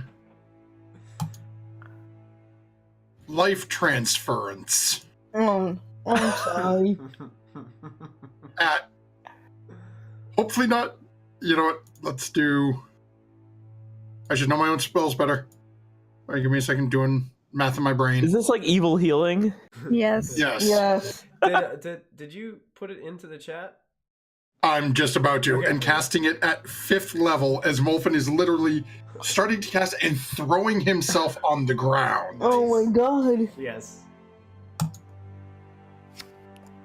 Wow. Wow. Wow. And Ashlyn is going to heal for 60 health Wow. as Oh my Molfin God. collapses to the ground and writhing in pain. What, Okay. 60? Because it- twice, Does right? this have It's a Yeah, twice the twice. damage I take. Does this have a Yeah. verbal component to it? Is it or a, Yes, it is verbal, so that's why Molfin was... Go It's verbal and somatic. Go, since you're making a performance out of this, Molfin, let's call this a performance check. Oh no. This is just as good as my deception. The bouncers are gonna. Do we have inspiration from last week? Yes. Yes, you do. Yes. Yeah. Use it. I'm gonna burn it. Nice. I'm gonna need to. That's a 14. That's not great. Just Better enough. than. You're good. Okay. You trip and you fall, and you can feel the life leave your body. And Ashlyn, you can feel yourself being just. You feel the vigor come back to you. You're not sure, but you get these weird visions of darkness. Oh. You see Molfin's face. The shroud or the face? Um, I completely forgot about second Molfin this whole time. yeah, I mean, you just see these strange visions, and you can hear whispers, but you also feel that your wounds are being healed. You can see that the blood from your slashes is no longer there. You can see that you're... Did that heal you to full? Yeah. Oh, right. So you're... Should with 60 Yeah, health. you're standing there, Yeah. and Mosk is just looking at you like, wait a minute, I hit you. Yeah, I'm gonna hit you! No. He shudders just a bit as now he sees that you're just... it doesn't seem like his impacts have done anything to you. Lachlan, you are up. Roger that. Alrighty, so I'm standing on the ceiling upside down holding the cage by the rope, right? Yeah. I wanna make sure I'm holding- Ashlyn's reaching up towards you. Okay. I'd like to push away from the ceiling Okay. and use my reaction to cast Featherfall, so that this goes gently. Nice. Yes. And like I'm on the ISS and I'm just like floating from one module to another. I just want to like land right in the palm of her hand with the cage. Excellent, you do so. No problem. So Lachlan is now in the palm of your hands, Ashlyn, and you have a held action. Okay, so I'm gonna put. Can I put Lachlan like on my shoulder or down or something? Yeah, we'll say he's like draped over your shoulder as he lands. Yeah. Okay. And so I'm gonna try to open this thing. Okay. Make a strength check. Yeah, make a strength You check. should have advantage. Which I have. You have advantage on it because you're enlarged, yes. You start to rip and tear, and you feel it start to bend. But this little thing, I tell you what, it is welded nicely. Like, this is made out of some Okay. pretty tough iron. You might have bent it a little bit, but there's no way you're gonna Okay. get that open Okay. right now. You think it's gonna take a little bit more force. Come on, Ashlyn, you can do it. Okay. Okay, Lachlan, is that it for your turn? Yeah. You did that was your reaction. I did a reaction and a movement. I think I want to stay up in the shoulders. So I don't know that I can like particularly, attack anyone. Gotcha. Yeah, you'd probably be a little bit out of range from definitely the halfling. You know what? I'll hold my action that if that thing gets open, I want to get in there and get that thing. Okay. So you're gonna grab the gem if you. Yeah. If Ashlyn doesn't seem like she has a good handle on it, I want to swoop in. That's my held action. Okay. Excellent. Cool.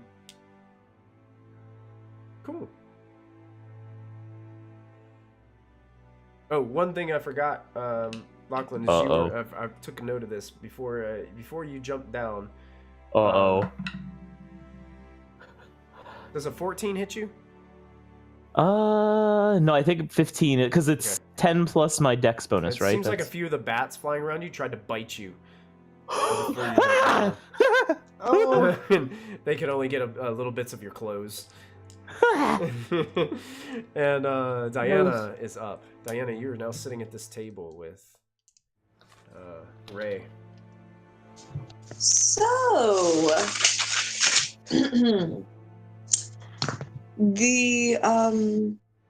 the pattern of your gi is very interesting. The sun souls. Yes. You know of us? What do you do exactly? What do they do? Why'd they send you? Well, I oftentimes like to come to the Bloddy Fist to test my abilities, test my training. It prepares me for, out there.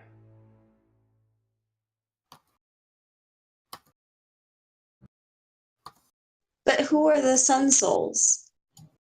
Who are the Sun Souls? Yeah, like what? I'm sorry, Ashlyn. We are making friends in the middle of the fight. She's gonna try to fight you guys. We are. Wolfen's trying to help Ashlyn survive, and Diana and Calista like, so, how's this horse race going? Do you have a dog in the race? No, Calista's not. Calista's giving you guys hype. What are you talking about? Yeah, fair enough. I should not that. We're in a gold chain and a tracksuit. I'm just keeping Diana on a leash so I don't lose her again. Fair enough. We are the ones chosen by a Montar to carry the light into the world. Huh. What light? Well, that of a Montar herself. The light. A Montar? The light of the sun. Ooh. It's a pretty big light. Interesting. I'm a sun cleric. No, wait, am I a sun cleric? I'm a light cleric. It's very similar. I guess I could see that. Who do you worship? Ilmater. Ah. Yes. I've heard of Ilmater, the one that endures suffering and pain for the good of others. Yes. Yes. Anyways, this has been fun. We should really hang out sometime. Like, if you've got like a phone number or an address, I can write a letter to you. Flip into my DMs. Yeah. Make a persuasion check, Diana. Oh, I'm gonna use my advantage. Okay. I really need her. I don't know why, but I really want her. Oh wait, I didn't. Ooh, oh no. Oh wait, I roll perception. That's perception stupid. That's twice, not persuasion. Persuasion. Wow. Persuasion is still 23. She looks towards you, then casts a kind of a side glance at Callista at first. Looks back at you. I'm watching them very closely, but also keeping an eye on the fight. She's like, I am very busy, but guess I could show you more about what the Sun Soul monks are, if you choose to visit the monastery.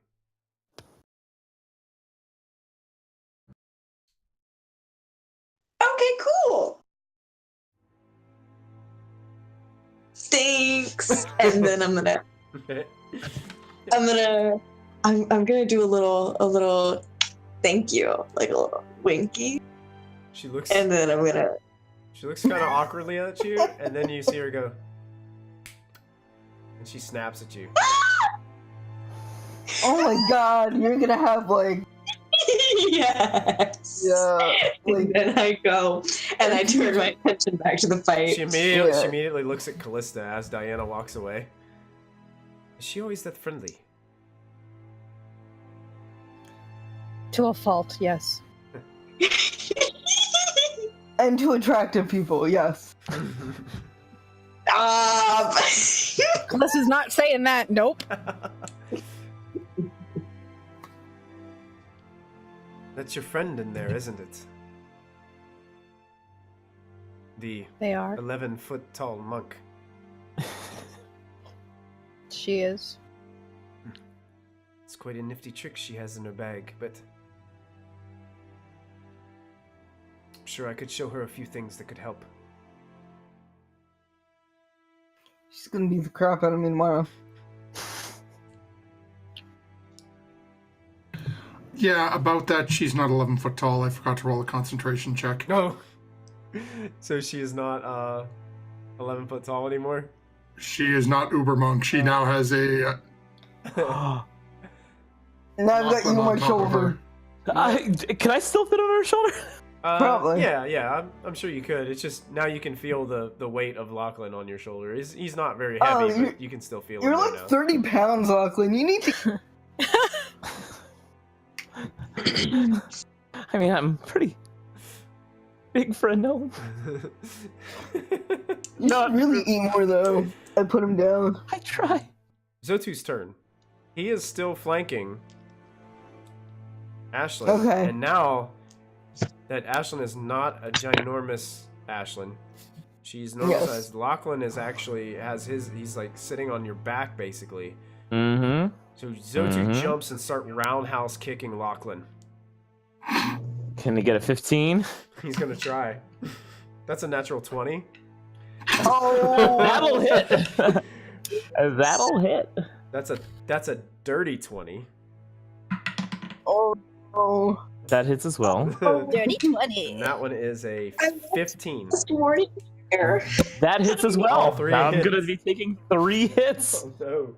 I Oh, I save wish I Ashlyn's had life and I get Sentinel. Lachlan killed. Okay, Yep. the natural 20 does 14 points of bludgeoning damage.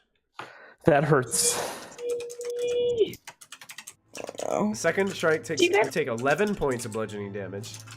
That hurts as well. And I rolled terribly on the last one. 4 points of bludgeoning damage. Oh! And I need you to make a dexterity saving throw. Alrighty. I get an 18 on that. Yeah, you're able to. He tries to basically kick you off of Ashlyn's back and knock you prone onto the ground again, but you're able to just grab a hold of Ashlyn and just maybe that last impact that didn't hit you very well. You just shifted your weight just enough that it didn't throw you off of him. You have to try a little harder than that. You just wait. Bring it. And that brings us to Callista, who's still sitting next to Ray. How far did Diana go? Did she just go back to watch? Yeah, she just started walking away. You can still see her. She's probably only about Okay. 8 to 10 feet away. I would like to insight this woman. Okay, sure. I'm looking for her intentions or feelings towards the three girls, like me, Diana, and Ashlyn, just based off this conversation, how she's been looking at each of us. Sure. Mm. I thought that I incited her too, and I rolled well. Forgot what it was for though. Ooh. Ooh. She seems straightforward with you. She doesn't seem to be lying about anything. She seems a woman that is just a woman of few words.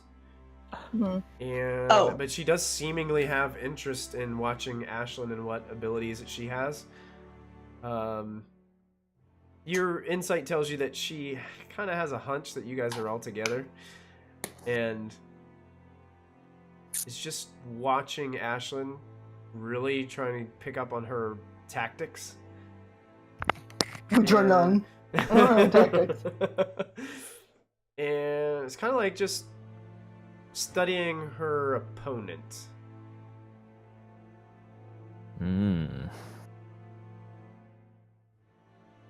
Okay. Okay. Yep. Anything else you'd like to do on your turn? Probably just stick close to Diana. I kind of just give her a nod and kind of act as Diana's bodyguard at this point. She just nods back as you head on that way. And Ashlyn, you're up. Can I put Lachlan down? Yeah, you can. Yeah. You just pick him up by the back of his neck and just throw him down. I'm like clutching. Do I still have the cage, or does she have the cage? She has the cage.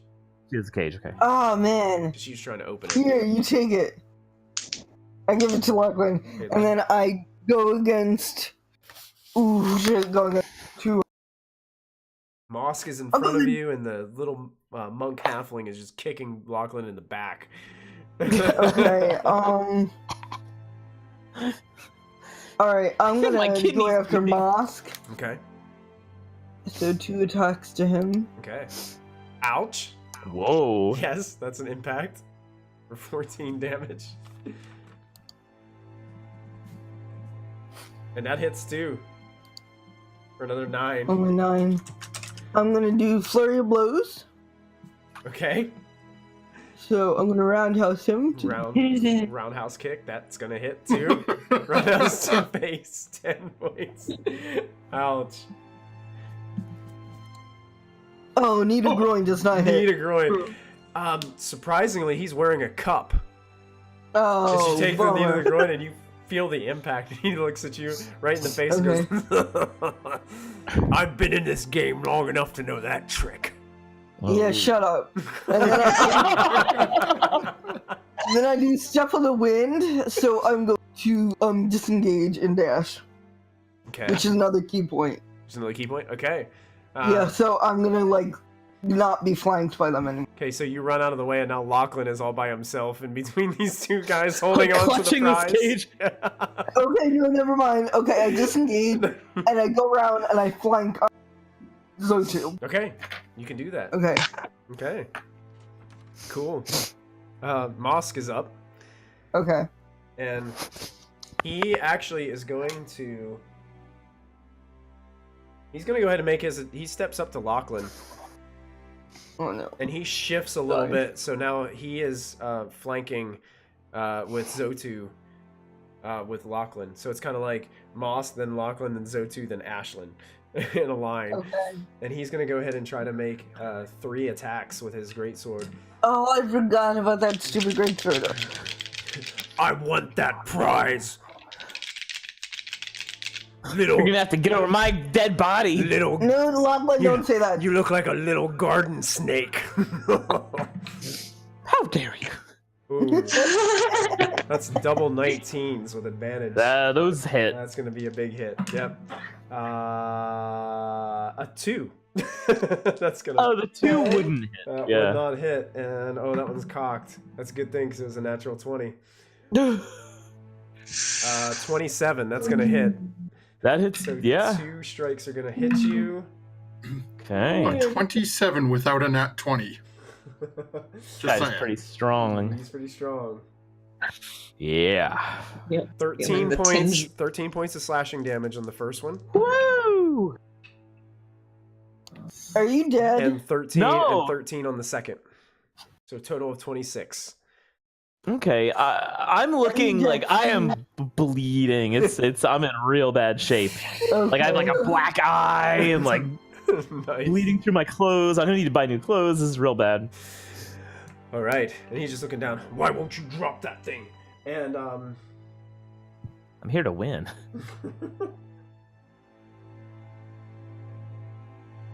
And then you see him kind of almost take a deep breath. Oh no. Oh no. And it's almost like he gets extra relaxed, and he's gonna cast Second Wind on himself and regain some hit points. Oh no. Ooh. That sucks. Well, it's not cast. He's gonna use a bonus action to do his Second Wind ability. Cast. I cast Bless Second you. Wind. Bless you. Okay, his turn ends. Molfin, you're up. I'll be right back. I gotta let my dog out. Okay. Yeah, we'll be Lachlan's wrapping looking up in here real shortly. bad shape. Lachlan's looking pretty bad. Yeah. On a scale of 1 to 84. No kidding.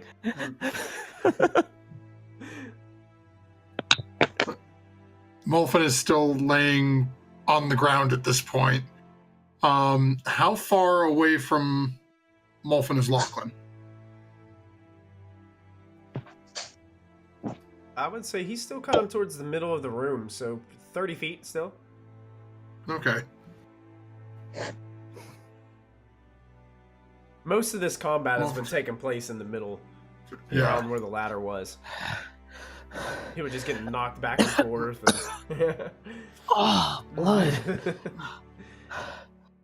Molfin's gonna look over at Lachlan and sort of trying to pull himself up a little bit to try to make eye contact with Lachlan through all the thing. Mm-hmm. And looking around, do I see the bodyguards anywhere?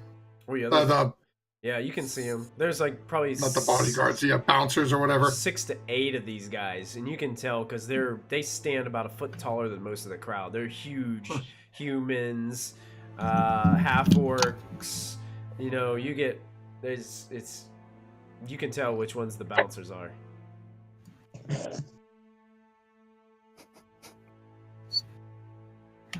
Molfin's gonna look over and seeing he is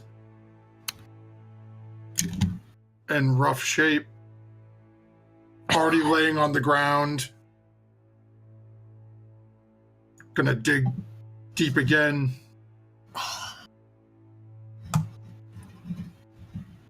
And cast life transference once more. Don't hurt yourself. And this time you're gonna heal for 28 points of damage. Yeah. Yeah. As I'll cast it once more, and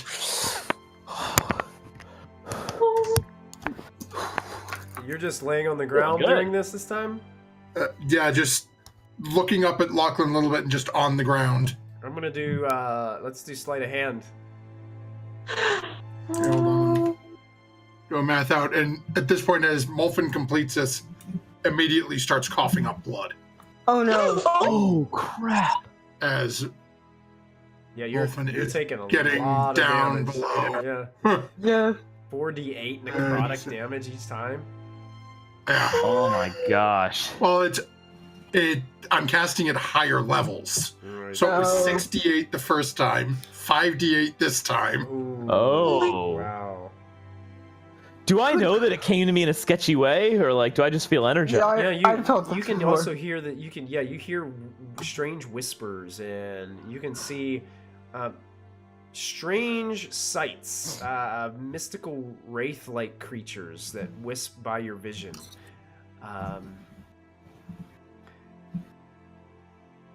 Molfin's not very stealthy at this But point. it's At this point, you're coughing up. dark. You're coughing up blood, and some of the employees are definitely noticing, and they look. Oh, we got a sick one. Oh. Oh, shoot. No way. Is it plague? It's not. No. You get quarantined. No. And you hear. Yeah, I would have immediately started going towards Molfin if I see Yeah, that. and you hear some whispers, and there's like. It's like kind of like if paramedics were surrounding you. It's like all these employees surround you. A couple of bouncers like, oh, what's wrong with them?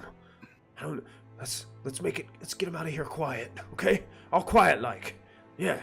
And you can see a couple of the employees are starting to wipe up the blood below you, Molfin, that you're puking up onto the floor. And like, a couple of them are saying, oh, we'll get you out of here.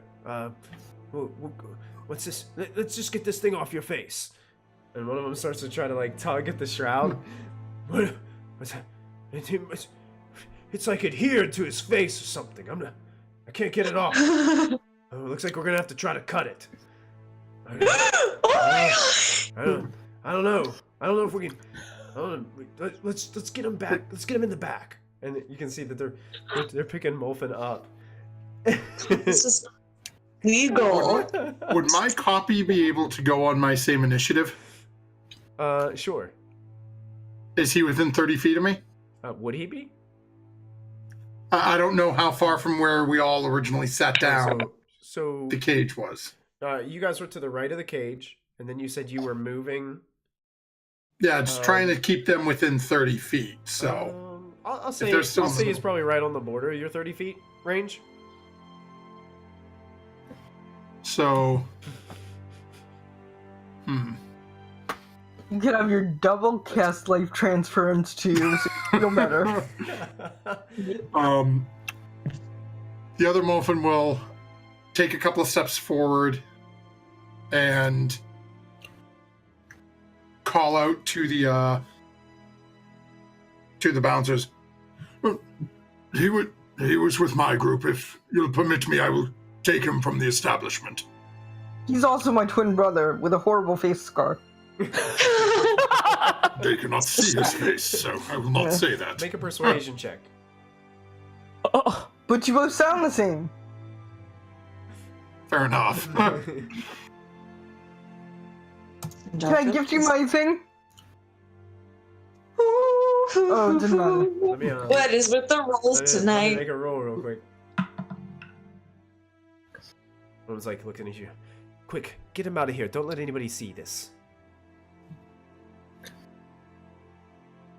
Take him and start making their way out the door. One of them takes like a clean white towel and just like drapes it over Molfin's head. Like, Molfin Prime? Molfin Prime. Like over the shroud and over the leaking blood. It's like just one of them kind of gives you a swift like shove as they kind of push you along. A couple of people are like looking, but they've had too much to drink. Look away. Enjoy the fight.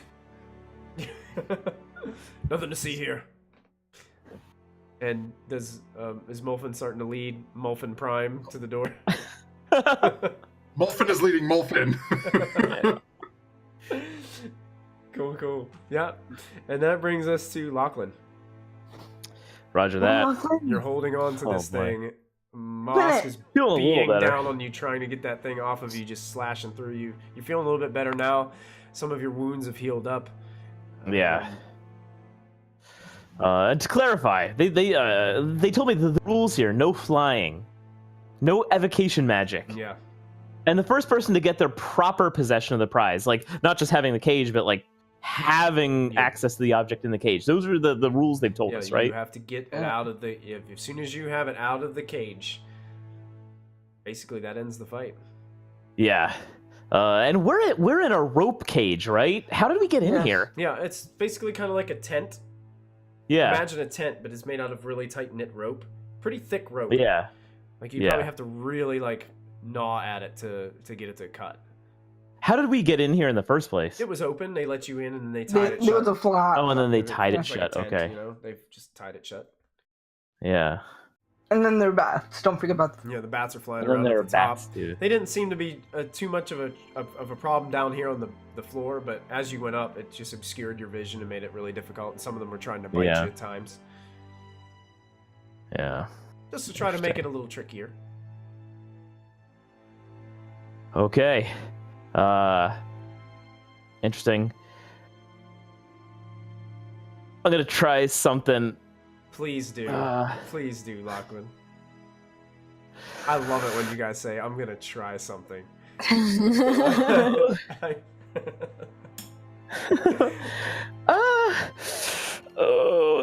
thinking that. I mean, when they tied this thing shut, I mean, we're talking. It's just like a tie.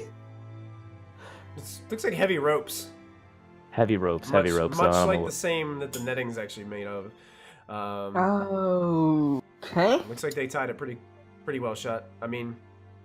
Oh, I thought it was like welded shut. No, okay. the metal of the metal of the thing is. Yeah. I'm talking about the flaps of the actual Oh, okay. I thought you were talking it's about rope, but the metal thing that he has in his hand just has a slight dent in it where you were pulling on it. Okay. But it doesn't look like it's open enough, or even to a point where it's going to open. Gotcha. I'm gonna try something real dumb. I'm gonna cast invisibility. Okay. With the last juices of my more powerful everything that's magic. in your possession is invisible too, right? Yeah. Okay, so it just blinks out. Moss went, what? Where'd he go? And then I want to run over to the area where the tent is tied. Okay. And get ready to start trying to untie it. Okay. Okay. Cool. Diana, you're up. Hi. Okay. You can see a lot of commotion going on with Molfin over there, and it seems like now one Molfin is escorting another Molfin out with a towel over his head. Okay, how far away are they? Probably about 20 feet. If I went over to them, would I still be within 60 feet of Lachlan? No.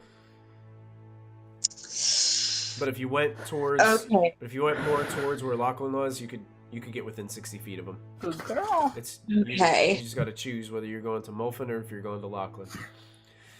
Good. Choices. All these choices. I have something that I can use. I know. I have something that I can use that would help both of them, but I was going to use Molfin as a distraction, so maybe I could get more away with it if I did the same thing to Lachlan.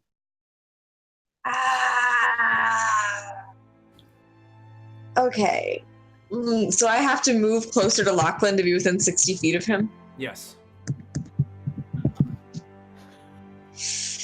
How far do I have to move to where I can still be within 60 feet of Molfin? Do I have to move a full 60 feet to get to Lachlan? You could probably You could probably move 20 feet in a direction towards the cage, and you'd still be within 60 feet of both of them, if that's what you were trying to do. Okay. Then I'll pull Callista a little bit and be like, I need to do something that will heal both gnomes. But I might get thrown out of here just in case. Just gonna let you know. This doesn't go right. It's okay. I will aid you in your distraction.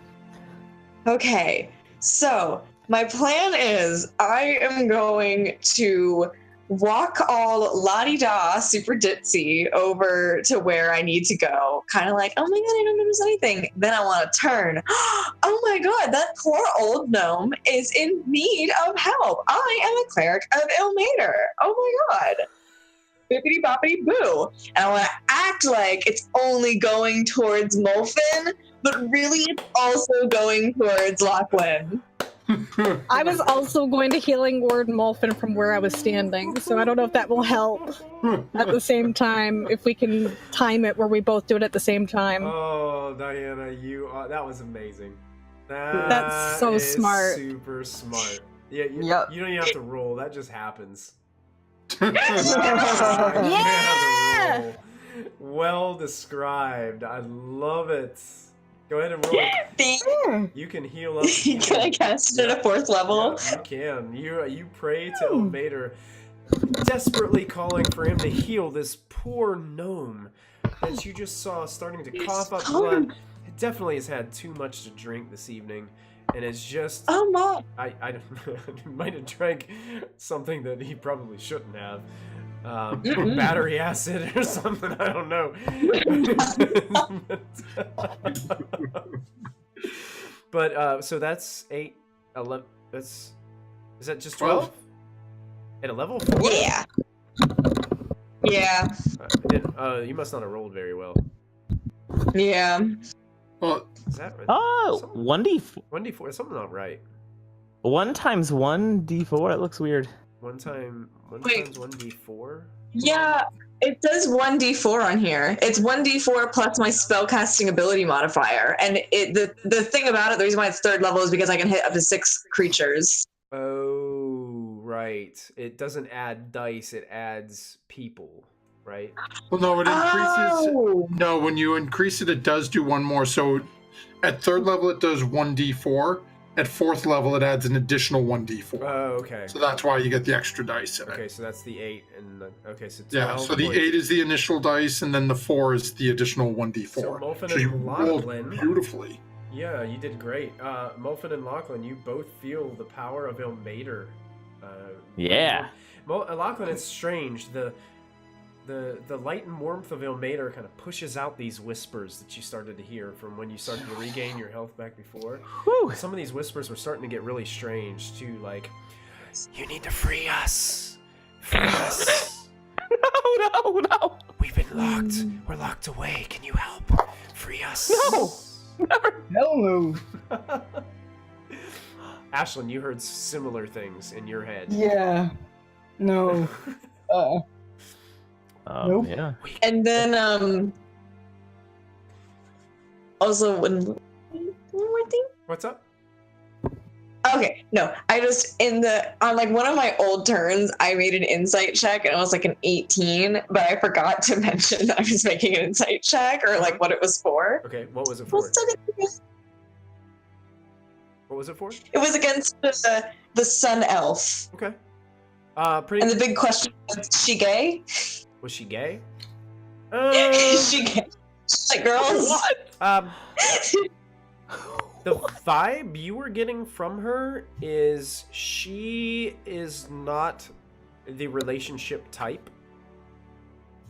That's not necessarily a problem. She doesn't appear to want any kind of She's a monk. romantic relationship whatsoever, whether it be with women or men.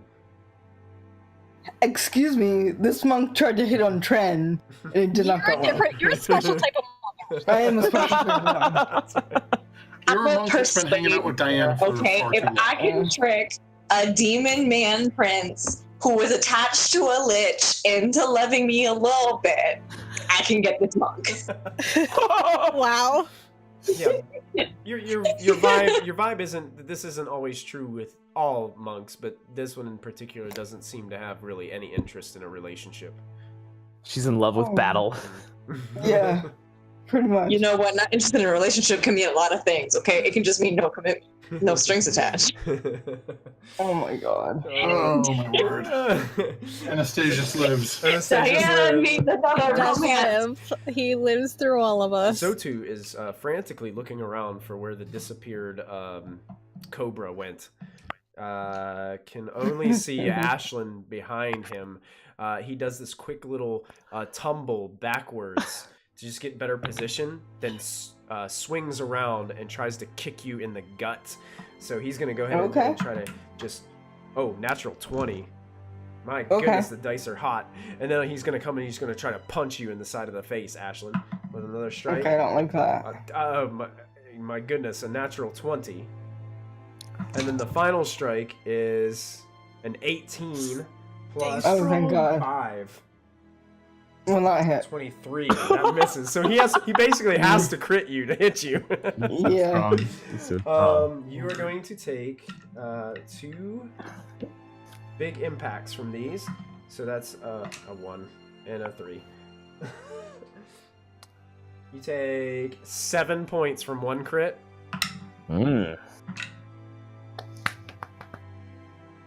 9 points from the second. And I need you to go ahead and make a Constitution saving throw for me. Sure. You can feel that same stunning effect coming across, and you're able to withstand it again. Yeah. Awesome. That ends his turn. Okay. And Callista, you're up. Alright, since I see that Diana managed that, I'm gonna actually go up to Molfin and cast Cure Wounds. Okay. Yeah. You're able to do that, no problem. As you walk up, you begin to channel your magical energies and lay your hands onto Molfin. Molfin already feeling some of the warmth of Ilmater. Wow. 24? Plus... Jeez. Nice. Plus, I don't think it added my mod at +4, so 28. 28 points, Molfin. Yes, you can feel that. My goodness.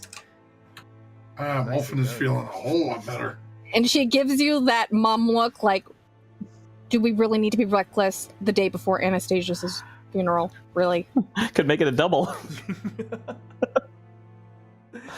One could say that about all of us. We're still alive. We are in a cage match. Yeah. It says nowhere that there is no killing. I know. That's true. Did we know that? Oh no. You don't need to die right. You read the rules. There are only 3 rules, right? It don't say not to murder each other. Well, you'd think that would go without saying. It wouldn't go well in Waterdeep, let's just say that. But yeah, it's not just to say that accidents don't happen. So, yeah. People's names have been erased off the board for a reason. People don't normally just flat out murder people in these kinds of things. But like I said, you hear stories sometimes of UFC fighters, sometimes accidentally, one crazy shot. Yeah. It has happened. So, Jeez. I just pat Molfen on the back and tell him to go rest, and I'll handle the kids, and I go back. I'll handle the children. Oh my god. What an evening it's been at the Bloody Fist tonight. Oh jeez. Ashlyn, it's your turn as Callista heads back into the busyness of the Bloody Fist. Crowd is cheering. Could I position myself flanking Zotu with Invisible Lachlan? Invisible Lachlan is actually 30 feet away from you right now. He moved back over. He's trying to untie the ropes. Yeah. To get out, and he's completely invisible. Alright. Okay, I'll go after... Can I ask who's looking rougher? Can you ask what? Who's looking rougher? Who's looking rougher? Yeah. Really, the little halfling was only hit a couple times. Okay. So he doesn't look that bad. I mean, they have some minor wounds, but that seems about it. Yeah, we didn't really do that much damage to them. Okay, I'll go after Mosk. He's the bigger threat right now. Sounds good. So I'm gonna go after him. That's gonna hit. 14 points. That's gonna hit for 12. Jeez. And then that won't hit. That will not hit. The palm to the nose. You try to uppercut palm him, and then stomp on his foot is gonna hit. Did you spend a key point for flurry? Is that what you did? Oh yeah, sorry, I didn't say that out loud, but I did. Now he's starting to look pretty rough. Okay. Oh shoot. As he's bouncing again on one foot from the heel stomp you put down on his other foot this time. Nice. Oh, would you stop that? No, your feet are too big. He looks down. You can see that he's starting to get some drool coming down his face. He looks like he's starting to slouch in his posture a little bit. Okay. Does that end your turn? And now yep, and that's his turn. Right? That is his turn. He's going to come back at you. Okay. And because you moved out of the way, they're no longer flanking you. So this will be normal strikes. He looks at you. Where'd your friend take the prize? Tell him to come back with it. I want that prize. Good for you. Me too.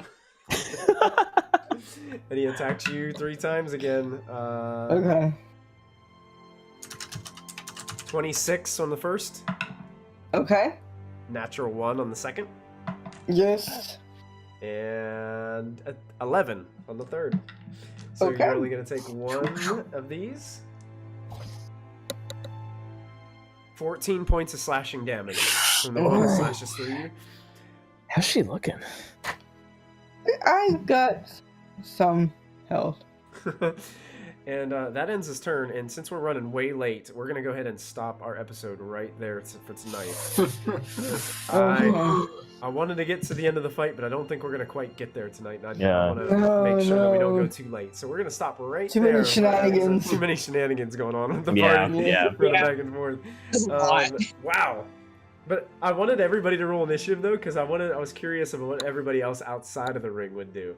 So that's what I want. Oh, Diana's gonna go flirt and make new friends. Callista's gonna babysit everyone and not like the room, but heal us by barfing up blood. Awesome. Yeah, so you guys are in the middle of this battle with these two brutes. And Lachlan, I don't think we should do tomorrow night. I don't think we'll do well. Yeah, I'm gonna need a long rest. I think Molfin's plan was to run away after the funeral, but Diana's apparently told everybody we're staying another week, so... Yeah! That's true. Well, we're going to go ahead and get ready to call it a night, everybody. Thank you guys so much for tuning in to Storm King's Thunder, episode 70. We need to give away a Nat 20. Who do you guys have for a Nat 20 tonight? Diana had some awesome moments. Yeah. Oh, Diana had some good That whole, like, wow. The You're standing up to the priest now? Standing up to the priest. The high priest, yeah. That cure wounds clutch. Majin Boo. What? Majin Bibbidi, Majin Bobbidi, Majin Boo. Oh my god, I forgot about that. That was, yeah. The Dragon Ball Z. The healing word, mass healing word. Yeah, that was super creative. I love how you described that. That was awesome. Yep. And that whole high priest RP between you and yes. and Dorn and the high priest, that was good. So yeah, we'll give Diana the Nat 20 for next week. Oh, thank you. As we dive back in, and we'll be back live next Friday night for episode 71 of Storm King's Thunder. That's crazy. Yeah, it is crazy, man. We're getting up there. As they continue to, this is their final evening. Well, what was supposed to be their final evening here in Waterdeep. Might be here longer. Who knows? Stay tuned for the funeral. Stay tuned. Yeah, coming out with a bang. Maybe next week we'll get to the funeral of Anastazius and see where that takes us. So until next time. Next time you find your your gnome. Well, 2 gnomes. And you take them into the bar with you.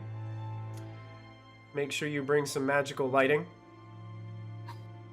Because, yeah, you're gonna need to be able to see a little bit. Yeah. And don't forget to add that proficiency bonus to everybody. You guys have a wonderful night, and we'll see you guys next time. Bye, everybody. Bye.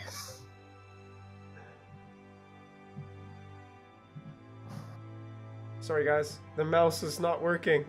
Work Oh mouse. no! We're stuck.